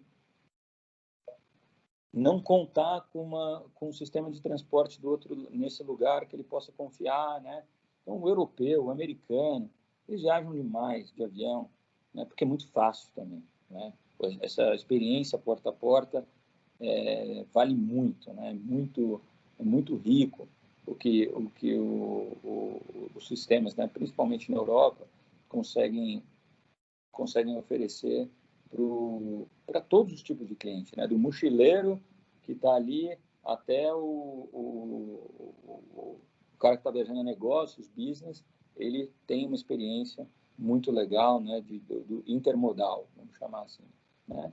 E a experiência do terminal também vale muito a pena, né? Aqui é uma foto do Galeão, onde a gente também tem uma operação simultânea grande, né? A Gol.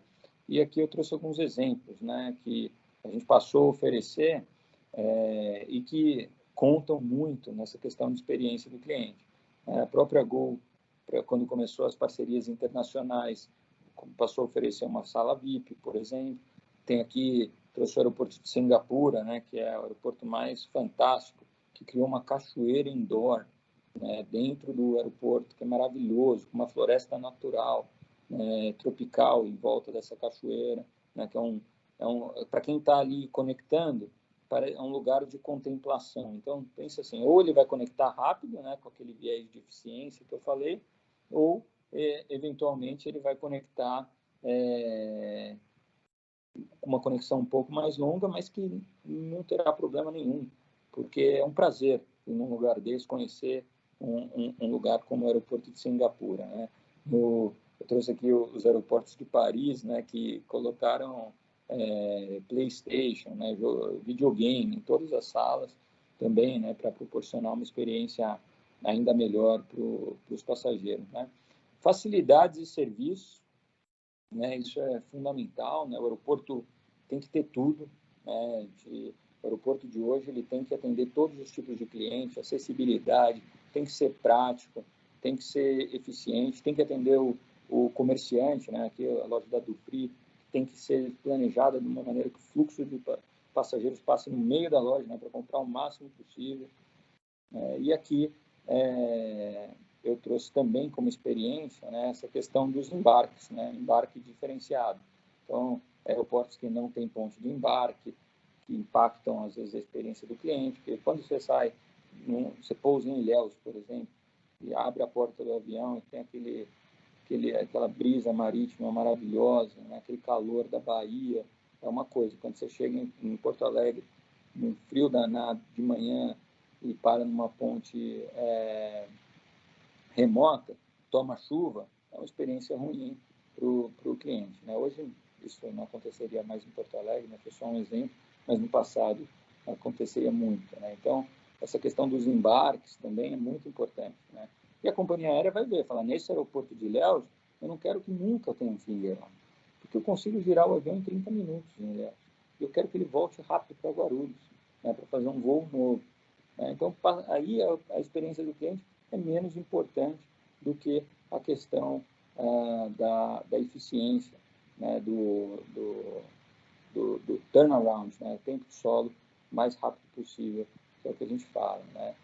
E aqui um pouco dos contrastes, né, dessa questão que pode gerar, né, que contrastes, aqui em cima eu coloquei, né, o caos em vários aeroportos, e embaixo essas fotos do pessoal realmente relaxando, né, aí até na pandemia isso ficou muito importante agora, a questão do próprio distanciamento, né? E aqui uma foto de uma disrupção, né, um disruption, que a gente fala em um dia em que o aeroporto fecha, né? Isso também tem que estar previsto, né, num projeto, eu falar assim, o dia que o aeroporto fecha, né, amanhece à noite, aquelas chuvas torrenciais que dão de verão, fecha o aeroporto de Guarulhos, no momento que eu teria 25 aviões pousando e 25 aviões decolando depois de 1 hora. O que acontece com os clientes que estão lá? Né? O aeroporto fechou. Os voos vão chegar com 3 horas de atraso, vão sair com 4 horas de atraso, na melhor das hipóteses. Vai acontecer, né, se a gente não estiver preparado, companhia aérea, aeroporto, trabalhando junto, com espaço, vai acontecer cenas, né, que a gente viu muito aqui no Brasil, na questão nos anos 2007, 2008, quando a gente teve o caos aéreo. Eu vou agora para o terceiro capítulo aqui, rapidinho, tá? Que é essa questão de segurança, tá? Que eu falei, a segurança das nossas operações. E aqui eu trouxe exemplos reais, né, do que a nossa equipe faz lá na Gol, né? A gente tem uma equipe dedicada à questão de infraestrutura aeroportuária com esse viés de segurança. Essa primeira foto à esquerda é uma foto para mostrar a condição de uma das pistas que a gente estava operando, né? Deixamos de operar e estamos agora aguardando a reforma dessa pista, mas você vê o asfalto cedendo, né? As camadas ali cedendo, isso além de gerar acúmulo de água, né? Coeficiente de frenagem ruim para os aviões, poça, né, que deixa a pista escorregadia, impede a nossa operação. Além disso, vamos dizer, as pedras, aí, o detrito resultante desse esfacelamento aí do asfalto pode ser ingerido pelo motor. Cada motor do Boeing custa $9 milhões a revisão, né? Então, vocês imaginam o prejuízo que é a gente operar no aeroporto.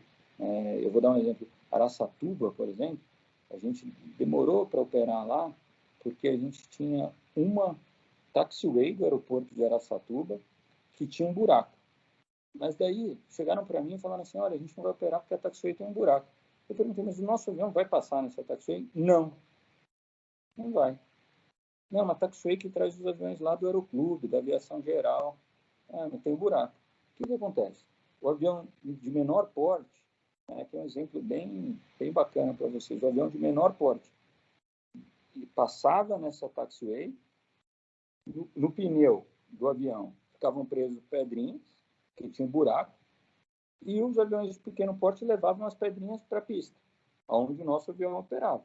que tem um motor a reação, né, que suga todos os detritos de lá e, portanto, podia sugar essas pedras, né, na velocidade de rotação das blades do motor. Você imagina o estrago que isso faria. Demoramos muito para operar em Araçatuba, compramos até equipamento de varredura de pedrinha na pista, né, antes de operar lá. Né, para ter uma ideia né, quando eu falei que a Gol é uma empresa, apesar de ser modelo de frota única, a maior empresa regional, a gente voa nesses aeroportos regionais com o Boeing, né, e, portanto, estamos sujeitos, às vezes, a deixar de operar por conta de um buraco que abriu na taxiway da aviação geral, que nem a aviação que a gente está fazendo. Né? Trouxe no meio aqui o aeroporto de Brasília, né? A gente fez o desenho de ponte de embarque lá junto com eles, né?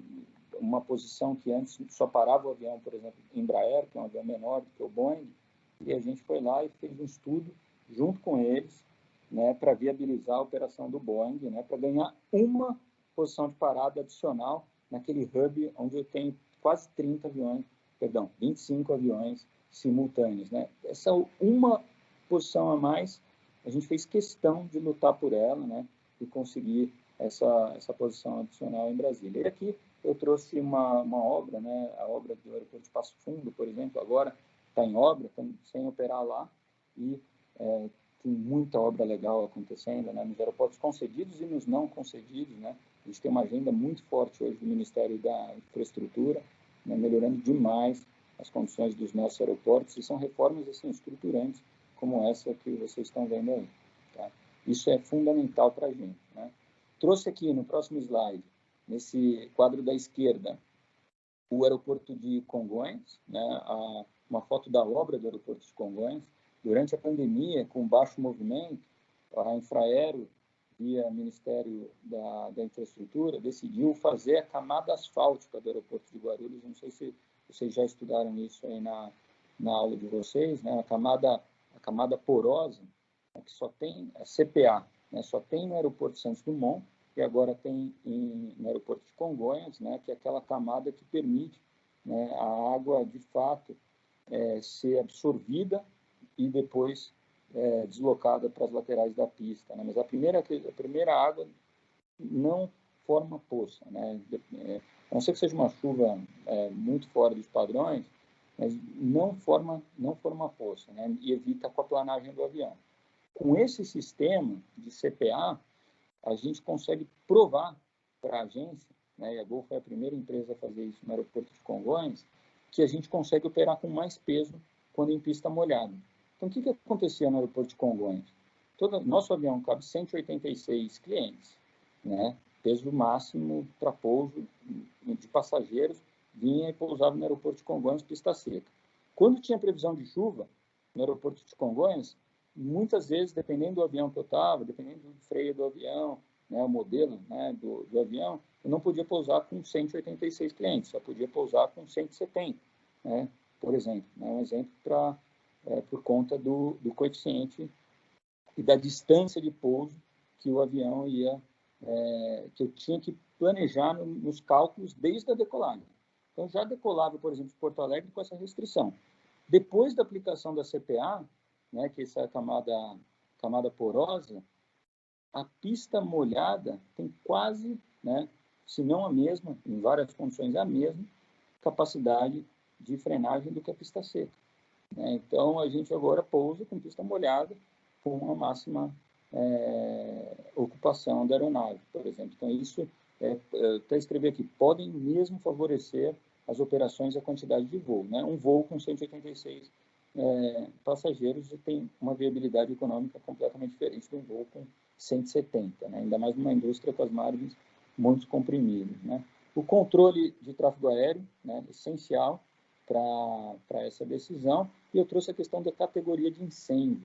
Parece uma coisa besta, mas não é. Tem muito aeroporto que tem pista, que o PCN, né, que é o peso do pavimento, que o pavimento consegue aguentar do avião, é um PCN que comporta a aeronave do porte das aeronaves da Gol, e a gente não opera, porque o aeroporto não tem a categoria de incêndio condizente com a operação do nosso avião. Né? Só para ter uma ideia, essa é uma agenda que a gente tem trabalhado muito, com esse governo e o Ministério da Infraestrutura, a gente tem conseguido ampliar muito as operações aí, investir nessas categorias de incêndio para realmente expandir a malha, né? Mas teve durante anos a gente não operou em várias localidades porque não tinha às vezes um caminhão de bombeiro. E trouxe aqui o exemplo do Santos Dumont, né? Onde o João até estava me perguntando qual que é a extensão da pista do Santos Dumont, né? 1.300 metros, né? Um porta-aviões, né? Aeroporto do Rio de Janeiro, central aí, e restrições de assentos comercializados, dependendo da hora do dia. Se está quente, a gente decola com menos clientes, né? Se está frio, decola com mais. Instruções de voo diferenciadas, é só um grupo de pilotos que opera aí. Proximidade do Pão de Açúcar, tem o Galeão, o Aeroporto Internacional do lado, né? E tem aqui a gente monitora constantemente, através dos dados da aeronave, como está o coeficiente de frenagem, né? A capacidade de frenagem dos nossos aviões aí no Santos Dumont, tá? Aqui o aeroporto, para mim, é a operação mais crítica, uma das mais críticas do mundo, né? E a gente consegue operar também com muita eficiência, porque existe essa coordenação, porque tem todo esse sistema de monitoramento, muito dado, que leva em consideração essa decisão de safety, né? E aqui, falando um pouco de security, né? Essa questão de equipamento, segurança do aeroporto, equipe, treinamento, custos de security interferem na nossa decisão, né?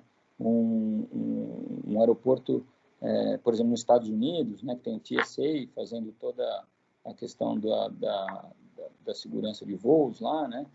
Eles, dependendo do cliente, né? Se o cliente compra passagem, por exemplo, de classe executiva, o cliente consegue um fast track dessa fila do security, né? Então, é um aeroporto que tem isso nos Estados Unidos, é um aeroporto também mais amigável para a experiência do cliente, né? E, o mais importante, um aeroporto que realmente mostre que tem condições de proteger todos os seus usuários, né? Então, os equipamentos de última geração, o fluxo dessas filas, né? É super discutido com companhia aérea, com a nossa equipe de security, né? A companhia aérea tem security, o aeroporto tem security, enfim, mais um tema para vocês. Estou passando por muita coisa, e a minha ideia aqui é realmente compartilhar o máximo possível com vocês de áreas, de temas que vocês podem entender que o aeroporto tem, tá? E aqui, pessoal, eu vou para a última parte da minha apresentação, que é um case aqui do aeroporto de Guarulhos, né? Justamente, né, o aeroporto de Guarulhos, eu falei para vocês, ele tem 2 pistas paralelas, né? E não comportam, né, a operação simultânea, né, assim, por desenho, igual Brasília. Brasília, eu não trouxe a foto aqui, mas Brasília tem uma pista, daí tem o terminal no meio das pistas e o outro sistema da outra pista, né, do outro lado do terminal, né? Os aviões chegam, fazem operações, decolagens simultâneas, né? E Guarulhos, que é onde a gente mais precisa dessa simultaneidade, a gente está se reinventando, né? Quando eu falo a gente, a indústria está literalmente se reinventando para novos programas para possibilitar uma operação com mais capacidade nesse sistema de pistas, né? Todos nós queremos acessar mais o aeroporto de Guarulhos. O aeroporto de Guarulhos é o maior interessado nisso, né? Só deu para fazer esse projeto porque todo mundo sentou junto, né? Todo mundo quem? O DCEA, né? Que é o Departamento de Controle do Tráfego Aéreo, a ANAC, a Agência Nacional de Aviação Civil, Infraero, a IATA, a ABAR, a Associação das Empresas Aéreas, e GRU Airport, né? A empresa aí que faz a gestão do aeroporto de Guarulhos, né? A inspiração desse projeto veio de São Francisco, né? São Francisco é esse aeroporto Jogo da Velha aí, né? Que tem as pistas bem próximas, né? As pistas de São Francisco, elas são mais próximas ainda do que o aeroporto de Guarulhos, e a gente tem lá, né? Não sei se dá para ver na foto aí, vocês estão vendo ali uma foto da ponta da asa de um avião, tem outro avião ali, né? Ali em cima, e a decolagem aqui embaixo também, né? Está vendo a ponta da asa de um avião com um avião ali do lado. Tem uns filmes lindos de aproximação do aeroporto de São Francisco, né? A inspiração foi essa, né? o espaçamento das pistas de Guarulhos é 375 metros, né, muito próximo uma da outra, né, esse runway centerline spacing, né, 375 metros, mas, como eu disse, São Francisco era ainda mais desafiador, né? E esse projeto começou com isso. Como é que a gente pode, né, fazer uma operação quase simultânea, a gente chamou de segregada, nesse aeroporto, né?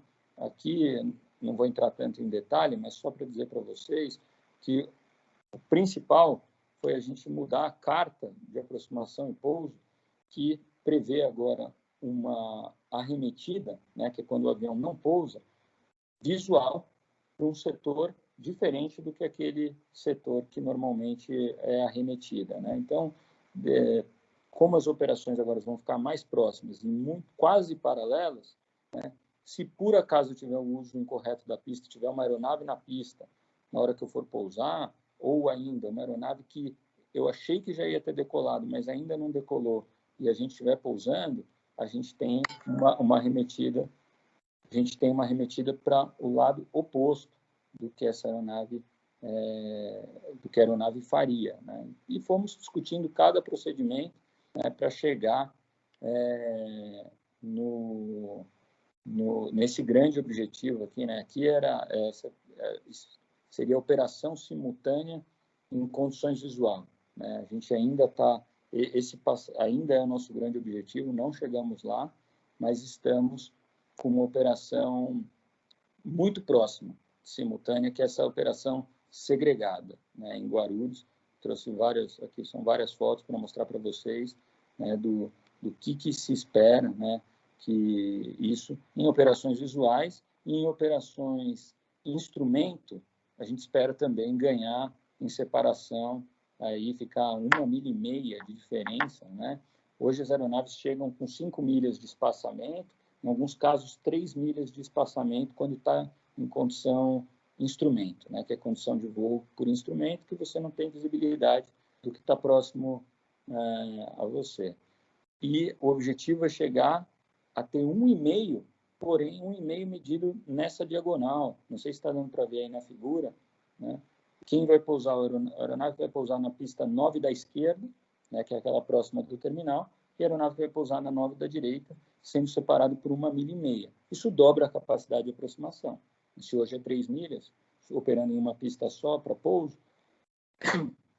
1,5 milha, usando as duas pistas, dobra a capacidade, né, e é isso a agenda de eficiência, né, que eu falei para vocês, que é fundamental para esses aeroportos, né. Trouxe um exemplo aqui de outro projeto, que é o ACDM, né. O ACDM lá em Guarulhos é o Airport Collaborative Decision Making, né. Você tem companhia aérea, controle de tráfego aéreo, outros operadores aéreos, o ground handling, né, que são as empresas que abastecem as aeronaves, todo mundo unificado num sistema de gestão único, onde eu tenho uma janela para decolar, né, para fazer o pushback e iniciar a minha operação. Isso foi implementado agora, durante a pandemia, no aeroporto de Guarulhos, né, e os pilotos, todo mundo que está envolvido na operação, todo mundo tem acesso a um aplicativo, ou vai virar um aplicativo, incrível isso, né? Mas obviamente controlado pela torre de controle, e você ganha uma janela para efetuar o seu pushback, né, e começar a sua operação. Pô, Celso, mas não era assim? Não, mais ou menos. Antes era assim, eu achava que o meu voo ia sair às 8, mas ele às vezes ficava pronto só às 8h05, às vezes ele ficava pronto às 7h55, né? Então o aeroporto lidava com essa ineficiência de minutos e às vezes era exatamente isso que causava congestionamento nos sistemas ali próximo da pista, né? Os sistemas da área de movimento. Aqui não, aqui ele vai falar o seguinte: você, voo 1409, com destino ao Santos Dumont, a sua janela TSAT que você vai operar, né, ele te dá um código, é às 8h04. Então você tem que sair 8h04. Se você não estiver pronto 8h04, 10 minutos antes, você tem uma chance de mudar, uma só. Se você não mudar, daí você vai ser penalizado em mais de meia hora, né? Então, isso exige o quê? Que o caminhão que está abastecendo o serviço de bordo, o caminhão de combustível, a empresa que está fazendo o carregamento da bagagem, o piloto, o comissário, o agente de aeroporto, todo mundo seja coordenado para trazer a máxima eficiência, né, para o aeroporto. Né? Então, esse é um projeto super bacana, né, super inspirado aí. Aqui eu trouxe o detalhamento, não vai dar tempo da gente passar, mas é só para essa imagem dar uma ideia de quanta gente está envolvida na operação, né, desde a hora que você recebe a aprovação do plano de voo até a hora da decolagem. Você vai fazendo todos esses 16 touch points, que hoje só dá para fazer por conta desses aplicativos, né, para garantir que o uso das pistas seja o melhor possível. Né? A gente está na pandemia, né, ainda não testou completamente esse sistema numa situação de muito movimento, mas em dezembro e janeiro desse ano a gente teve dias pico, sim, véspera de Natal, tudo, e foi outra coisa. Né? Isso que a gente às vezes tinha um tempo de táxi para decolagem, né, entre o pushback, que é a hora que você vai acionar os motores até a decolagem, às vezes de 30 minutos, 35 minutos, passamos a ter uma média aí de 9 minutos, 8 minutos. Ou seja, muito bom para o meio ambiente, né? Motor bom para a companhia, que está economizando combustível, bom para o aeroporto, que está fazendo uso da infraestrutura melhor, né? Vai aumentar a capacidade à medida que todo mundo vai operar sobre essas condições. Né? E eu trouxe aqui o mais novo projeto, que entra agora em maio, tá? Entra agora dia 20 de maio, que também influencia muito, que é a Terminal Nova, né? TMA-NEL é o nome, é mudar todo o sistema de circulação aqui de São Paulo, e eu trouxe isso porque eu também acredito que influencia demais essa questão do desenho do aeroporto, tá? Vou passar rápido, né? Só quero mostrar para vocês algumas coisas, né? Agenda ambiental, eu trouxe perfil de subida, né? Hoje o avião decola de Guarulhos e vai cumprindo várias restrições, ele vai subindo em steps. Cada vez que ele nivela, ele tem que acelerar e desacelerar, acelerar e desacelerar. Isso consome mais combustível, né? Joga mais CO2 na atmosfera, é uma saída ineficiente, a gente vai passar a ter subidas diretas do aeroporto de Guarulhos. E nas chegadas, né, aqui eu trouxe um panorama de como que é uma chegada hoje, né, a filosofia atual de uma aeronave chegando nesse sistema de pistas de Guarulhos, né, passando por todos esses pontos, né, antes de chegar, né, você vê o avião vindo, ele faz uma órbita em espera, ele se desloca, vem, faz outra órbita, vem, faz outra órbita e vem para pouso, né? Eles estão, eu até trouxe aqui para vocês uma ideia, né, do que a gente planeja, não sei se dá para ver aqui desse lado esquerdo, aqui a linha cinza é o que a gente planeja vindo do norte, por exemplo, de Brasília, planejado, virar aqui à esquerda e pousar em Guarulhos. E aqui é o que a gente realiza, né? A gente faz uma espera, e a gente vem, daí começa a vetoração, e vem. A gente, em média, a gente gasta 500 litros numa espera, né? Uma volta de 360 esperando, gasta 500 litros, né? E a gente trouxe os dados da pandemia, porque a pandemia, nesse caso, é um exemplo único. É quando você, de fato, teve todas as restrições de tráfego aéreo extintas, né? E pôde, de fato, ver como que o avião realmente performaria e economizaria em chegadas nesses aeroportos, né? Aqui é só para ter uma ideia, eu trouxe aqui o que eles vão criar, né? Eles vão criar esse sistema de merge point, né? Um ponto de fusão, né? Todas as rotas entram nesses semicírculos para reorganizar o tráfego aéreo antes de chegar nesse ponto aqui, chama Sampa, esse ponto, que é onde o avião passa e vai direto para o aeroporto. Ou seja, a gente está afastando o congestionamento de tráfego aéreo do sítio aeroportuário, né? Da zona ali de aproximação final, afastando para ter tempo de reorganizar o tráfego antes de se deslocar aqui para o final de Guarulhos. Enfim, eu trouxe esses exemplos, era isso que eu tinha de conteúdo, né? Eu trouxe muitos temas para vocês, essa foi a ideia de hoje, né? Trazer todos esses temas, incluindo essa questão de circulação, porque tudo isso influencia demais a chegada no aeroporto.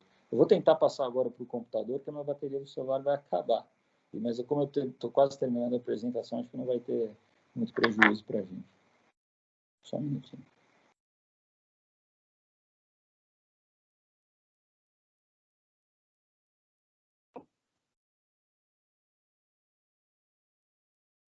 Consegue me escutar? Sim, tá ótimo. Então, aqui, trouxe esses 3 projetos de Guarulhos, né? O Agile, que é aquela questão do uso mais rápido da pista, o esse gerenciamento preciso de todo mundo na operação, colaborativo. Essa palavra é muito importante na aviação, né? Essa questão do colaborativo. Só dá certo se todo mundo participar. E trouxe aqui o desenho da nova terminal, né, que o DCE tem feito. Para quê? No fundo, pessoal, é para otimizar aquele sistema de 2 pistas que a gente falou ali, né? Que alguém na década de 70 desenhou daquela maneira, tomou aquela decisão, e a gente está em 2021 e está fazendo tudo isso para tirar o máximo daquelas 2 pistas que a gente pode, né, em termos de capacidade e eficiência. Eu achei muito legal trazer isso, além da questão da Gol, de como a gente vai escolher o aeroporto, do que é importante, né, a questão, falei de experiência do cliente, falei de security, safety, né, tudo que a gente, o próprio modelo de malha aérea que a gente opera, mas eu achei legal trazer um caso real de Guarulhos, que é um aeroporto que está lá, né, e o Cássio pode depois falar alguma coisinha do terminal, mas no caso aqui eu estou falando de como se otimiza do ponto de vista da operação aérea, né, todo o sistema de pista que já está lá existente, né. Por fim, pessoal, para terminar aqui a minha final mensagem, né, aqui de viabilização da operação, né, de uma companhia aérea, né, que é segurança é a base, né, eficiência, no nosso caso é baixo custo, tempo mínimo de conexão, alta utilização, rápido turnaround é o tempo entre o pouso e a decolagem, né, e a experiência, né, e o aeroporto cada vez mais sendo determinante na experiência do cliente, né, no que ele considera a jornada ali, né? Você vê que isso, a gente tem uma agenda muito forte com os aeroportos, porque do ponto de vista do cliente, ele culpa sempre a companhia aérea, né? Acontece qualquer coisa, a culpa é da Gol, a culpa é da Azul, a culpa é da Latam, né? Então troca o portão. Putz, essa Gol troca o portão, não, a gente não tem gestão sobre isso. É o aeroporto que faz isso. Então, como que a gente influencia o aeroporto para não ter essa troca de portão? A gente vai falar com o aeroporto fala para a gente, mas também teu avião que era para chegar às 8 chegou às 7h50, como é que você não quer que eu troque o portão? E daí começam essas decisões colaborativas, né? Esse ACDM, né? Airport Collaborative Decision Making, isso é um conceito que a gente usa demais hoje, né? Hoje mesmo tive reunião com o aeroporto do Galeão, amanhã tem com Floripa, tudo para realmente deixar isso cada vez mais alinhado, né? E, no fundo, para que o cliente se sinta bem, goste da experiência e seguro. Tá? Eu vou tirar aqui o slide. Acho que agora a gente consegue, sem o slide, vocês conseguem me escutar melhor. Mas era isso que eu tinha para dividir com vocês. Acho que eu fui muito aqui no tempo lá. São 22h48 aí. Não sei se a gente já está estourando o tempo. Não, enfim. Não, o pessoal está aí. Acho que saiu 1 ou 2 pessoas, mas está todo mundo firme e forte aqui. Adorei. Acho que adoramos, né? Tem um pessoal aqui escrevendo no chat. Eu vou abrir para perguntas, né? Vou ver se alguém gostaria de fazer alguma pergunta. Mas para mim ficou muito claro, né, o que você trouxe, principalmente essas considerações aí no final, e a mensagem é da eficiência do aeroporto, né, que o aeroporto precisa ser eficiente e que a infraestrutura pode até, se for uma infraestrutura feita e pensada para que seja cada vez mais eficiente, ela mesma vai ajudar a moldar o modelo de negócio da companhia aérea, né, como você deu o exemplo lá de Brasília. E aí, antes do pessoal fazer pergunta, me veio aqui uma pergunta quando você começou a falar da reorganização do tráfego, né, do novo desenho do terminal. Eu tô escrevendo um artigo porque o meu estudo é do aeroporto em relação com o crescimento das cidades, né, como é que a gente cria algum tipo de diálogo. E aí tem 2 instâncias que quase não conversam muito, que é a prefeitura, né, o órgão municipal, com o plano diretor aeroviário. E a gente teve, depois de 30 anos sem revisão, a revisão dos planos de zoneamento de ruído, em Congonhas e em Marte. Eu sei que vocês não operam em Marte, mas em Congonhas sim, e houve uma ampliação da zona de ruído. E aí eu estou em contato com a prefeitura, porque assim, quando você faz ampliação da zona de ruído, tem vários edifícios ali que passam a ficar, não ilegais, mas eles têm que ser adaptados, porque eles estão dentro dos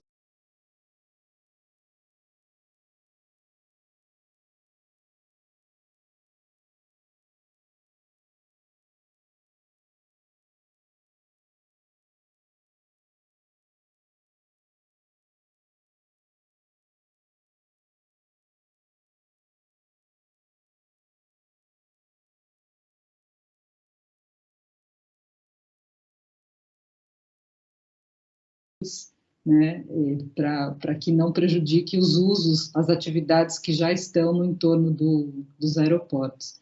Eu não sei se isso é possível, se existe alguma aeronave que esteja pensando em redução de ruídos para poder circular sem causar conflitos, né, entre os planos diretores aeroviários e planos diretores municipais.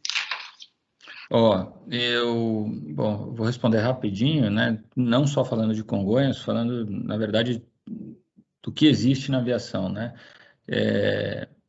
A questão do ruído é, sim, uma preocupação, tanto do fabricante como da companhia aérea, né? Do ponto de vista da companhia aérea, tem muitos aeroportos onde a gente tem o que a gente chama de procedimentos de abatimento de ruído, né? Então, o piloto brifa, né? Brasília, por exemplo, a gente, quando decola, dependendo do perfil de decolagem, hoje em dia ainda não mais, mas dependendo do perfil de decolagem, a gente tinha isso aí, Noise Abatement Procedure, que é esse procedimento aí. O que o avião pode fazer, né? O que o operador pode fazer, no caso do Boeing, por exemplo?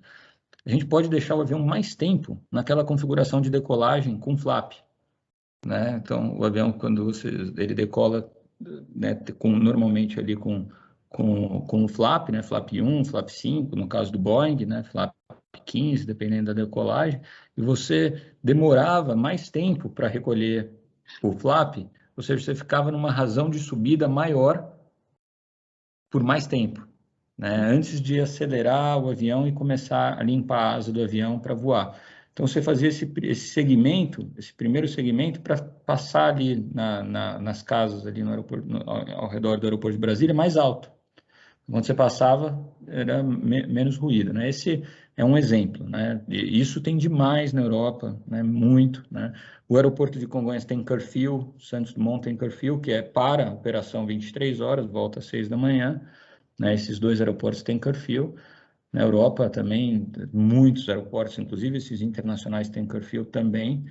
Então, esse é o que dá para fazer, companhia aérea e aeroporto. O fabricante, essa agenda é total, tá? Tanto a agenda ambiental, do ponto de vista de emissão, quanto a de ruído, né? É totalmente a agenda. O que os aviões de nova geração, né? No caso da Gol Max, por exemplo, 737 Max, ele tem muito menos ruído do que o 737 normal. Então, é impossível trocar a frota de uma hora para outra, né? Isso não, ninguém está fazendo, mas sim caminhamos para uma geração de aeronaves mais eficientes do ponto de vista combustível e com menos ruído, né? Mas, enfim, isso é o que a indústria está fazendo, é o que a gente consegue fazer. O tempo disso é um tempo lento, né? Não dá para a prefeitura chegar e falar, não, amanhã vai ter menos ruído aqui, né? Não existe.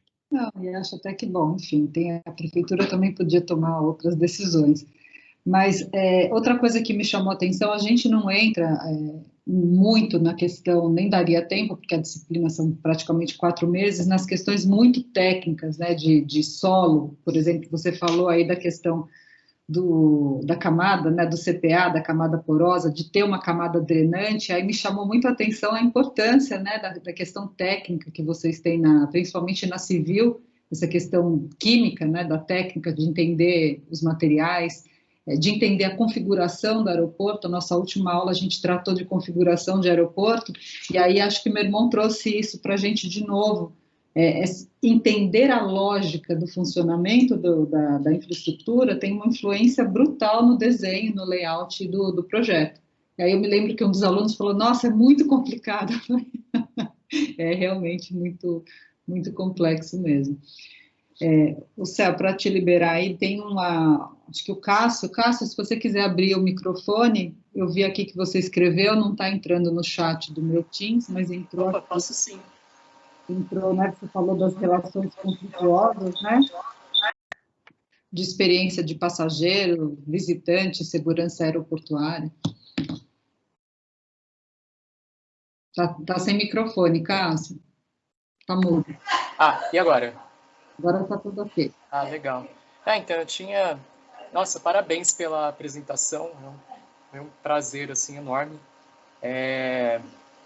E muito legal também essa oportunidade de também compartilhar um pouquinho, porque eu notei algumas questões na apresentação que me parecem bastante caras, né? Inclusive vão ao encontro da minha pesquisa, né, sobre aeroportos. Eu comecei fazendo o TCC no aeroporto de Guarulhos, e tal a complexidade daquele estudo, né? Eu me deparei com muitas questões que são transversais, né? E apareceram aí na sua apresentação, não necessariamente voltadas ao contexto de Guarulhos, né? Mas dá para trazer. E ali você tem a experiência do passageiro e a segurança, né, aeroportuária, que eu acho que são pontos assim que muitas vezes elas entram em conflito, porque o aeroporto ele foi se tornando um ambiente cada vez mais, até mesmo por conta dessa massificação do transporte, depois a questão da internacional, do terrorismo e tudo mais, isso foi restringindo muitas coisas que eram parte, inclusive, do desenho de terminais que foram feitos aí nos anos 70, 80, né? Muitos deles contavam com terraços panorâmicos, com restaurantes, com lobbies. Você tem todos esses aeroportos antigos nossos dessa época, eles tinham essas qualidades, embora já são arquiteturas meio datadas, né? Precisavam de atualização, mas essas atualizações, muitas vezes, elas indo muito para esse campo da eficiência no sentido operacional, muitas vezes elas acabaram deixando um pouco isso de lado. Guarulhos, por exemplo, perdeu-se muitas janelas, que você tinha janelas panorâmicas, o Terminal 3 não tem, né, um contato do passageiro com o pátio de aeronaves. E uma coisa que eu estou cada vez mais convencido é que uma atividade que está presente em muitos aeroportos, não aqui no Brasil, mas na Europa você vê isso muito, nos Estados Unidos, de um grau um pouco menor, mas na Ásia isso apareceu bastante agora, que é o plane spotting, você já deve ter ouvido falar, que é o hobby, né, de você fotografar aviões. Eu estou cada vez mais convencido que esse hobby ele tem um poder de trazer essa arquitetura aeroportuária para um campo mais da experiência do usuário no sentido realmente lúdico, né, de o contato até mesmo de quem não vai viajar, de quem nunca viu um avião e está indo pela primeira vez, ele ter essa experiência de estar lá no aeroporto e aquele aeroporto ser uma coisa dele, né? E aí eu também, pensando sobre tudo isso, e aí que vem a minha pergunta, que é uma coisa bem específica, querendo trazer, porque eu acho que é a primeira vez que eu vejo uma apresentação do ponto de vista de uma companhia aérea, né? Você, na sua visão, como as companhias aéreas, no caso do Brasil, elas têm lidado com essa questão do plane spotting, essa questão também de trazer essa ambiência mais amigável ao terminal de passageiros, também contando com esse passageiro que não é necessariamente o cliente, mas ele pode ser um suporte ali para a operação da própria companhia aérea. Se as companhias aéreas, aí você pode falar pela Gol, ou mesmo uma fala um pouco mais pessoal, até se você se sentir mais confortável, se as companhias aéreas elas já têm feito iniciativas desse tipo, e até mesmo como é que elas podem, eventualmente, colaborar mesmo nesse fomento ao plane spotting, né? E se você também compartilha um pouco da minha visão, né, sobre o plane spotting, porque eu estou cada vez mais convencido mesmo que ele tem esse poder mesmo, sabe? É uma atividade, é um hobby consolidado, né? Ele tem nome, né? É uma atividade que você consegue definir, e muitos aeroportos eles têm suporte pela arquitetura do terminal, né, nesse sentido. Eu acho que era mais... Cássio, eu vou te interromper porque eu vou dizer que era um dos lugares preferidos do meu irmão, do meu marido. Eram os passeios que a gente fazia na infância, era ir para o aeroporto de Congonhas ou de Cumbica para ficar vendo pouso e decolagem. E agora eu vou deixar ele responder. É exatamente isso. Eu acho que o meu programa preferido, né, meu pedido de aniversário era para ir no Terraço de Congonhas, né, e o de Guarulhos, então, mais ainda, né, Guarulhos é fantástico aquilo, né, e ver os aviões ali no final da tarde, não, era maravilhoso. Eu, respondendo como usuário e também como apaixonado, eu me sinto frustrado, assim como você, eu acho, com o que fizeram, né? Você vê que o terminal novo de Congonhas, ele é em frente ao terraço, né? Não teve nenhum cuidado para fazer, fizeram aquele retângulo em frente o terraço, que o terraço, inclusive, é patrimônio histórico, né? E foi, assim, completamente escondido, né? E hoje está praticamente abandonado. Se você for lá, você não tem mais a visão que tinha do pátio, né? E não foi feita nenhuma solução para aquilo, né? E essa questão ela foi, se não completamente abandonada, ela foi colocada com uma prioridade muito baixa, tanto quando teve essa primeira onda de concessão, né? Foi muito essa questão de preparar para grandes eventos, grandes aviões que viriam. Acho que esse foi o grande driver, né? O Terminal 3 de Guarulhos é isso, né? Você vê é um espigão, né, para parar o maior número de quantidades de aeronave grande possível e trazer um fluxo e acabou. Eu acho isso que você falou super importante, criar essa conexão com o aeroporto. Isso existe muito na Europa, né? Então, por exemplo, Frankfurt é um aeroporto totalmente amigável, as pessoas passam o dia lá, né? Em Frankfurt tem o terraço, né? Apesar de ser um dos maiores aeroportos e seguros, etc, tem isso. E eu concordo com você que precisa criar essa relação, fomentar essa relação entre as pessoas e o aeroporto, é importante sim, né? E ela foi negligenciada. Um aeroporto, que é um case, não sei se você já foi, mas vale a pena ir, que eu acho que essa nova geração de projetos, e principalmente projetos que foram feitos do zero, para mim é o mais emblemático aqui do Brasil, que veio com essa pegada, é o de Florianópolis. É diferente. Primeiro tem terraço, né? Tem essa questão ali, eu achei a coisa mais... Quando eu vi, eu falei, não acredito que alguém pensou nisso. Fizeram o terraço e fizeram um bulevar de eventos que o aeroporto abraça, né? Então, fizeram realmente, acho que, e a arquitetura é linda, eu adoro aquele projeto, né, do aeroporto de Florianópolis. Eles fizeram muito com essa pegada sua, de criar um ambiente de passar o dia, família, entretenimento, show, ver avião, né? Realmente ali para mim é um case de que houve sim essa preocupação. Mas sim, e a gente super apoia essa questão de spotter, tá? Os aeroportos estão muito assim. O aeroporto de Brasília tem Spotter Day, GRU tem Spotter Day, provê infraestrutura, hoje segurança também, né? Tem muita gente ficando no Morrinho de Guarulhos ali, que não é o melhor lugar do mundo para tirar foto. Hoje tem Spotter Day em GRU, Spotter Day em Brasília. Tem corridas de rua na pista do aeroporto de Brasília, corrida de rua no pátio do aeroporto de GRU. Quer dizer, eu vejo hoje um começo dessa questão aí de trazer o aeroporto mais próximo, né, do público aficionado por aviação. Aí. Ela é uma atividade que consegue agregar, né, outras, né? Você tem um espaço como esse, né, um terraço, de repente ele começa a atrair um restaurante, ele começa a atrair frequentadores que não são spotters, né, espaço de exposição, às vezes até a própria companhia aérea pode entrar, de certa forma, como algum tipo de patrocinador, um apoiador, né? Muito interessante essa visão. Sim, tem espaço para isso. Muito legal. O aeroporto de Florianópolis é de um professor da FAO, do Mackenzie, né, do Biselli. Eu estou vendo aqui o passar das horas, sei que você vai acordar cedinho amanhã, então eu vou, infelizmente, Cássio, depois eu vou te convidar para mostrar o seu projeto para o meu irmão, porque acho que vale. Legal. Nossa, seria um prazer. Os alunos, os demais alunos, se tiverem dúvidas, questões, podem me enviar, podem me contatar, a gente marca um bate-papo, um outro bate-papo com o meu irmão. Eu gostaria muito de te agradecer, Céu.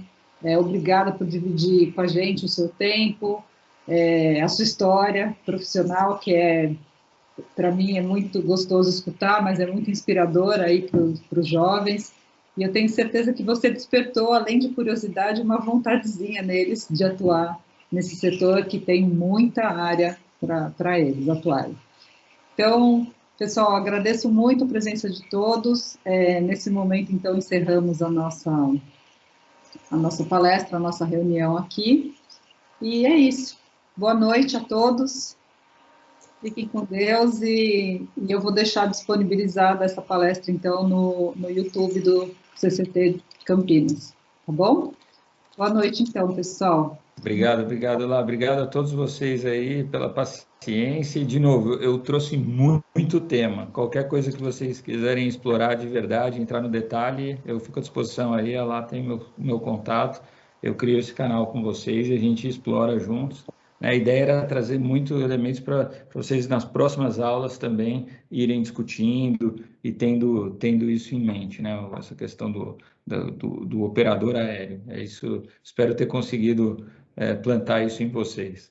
Obrigado, boa noite, obrigado pela paciência aí. Fiquem bem. Obrigada, Céu. Boa noite. Vou conversar com ele aí. O João vai querer conversar com você, Céu. Fechado, João, vamos sim. Obrigado, gente. Pilotinho. Tchau, Cássio. Obrigada. Tchau. Parabéns pela Depois a gente conversa também de novo. Obrigada. Combinado. Obrigada, João.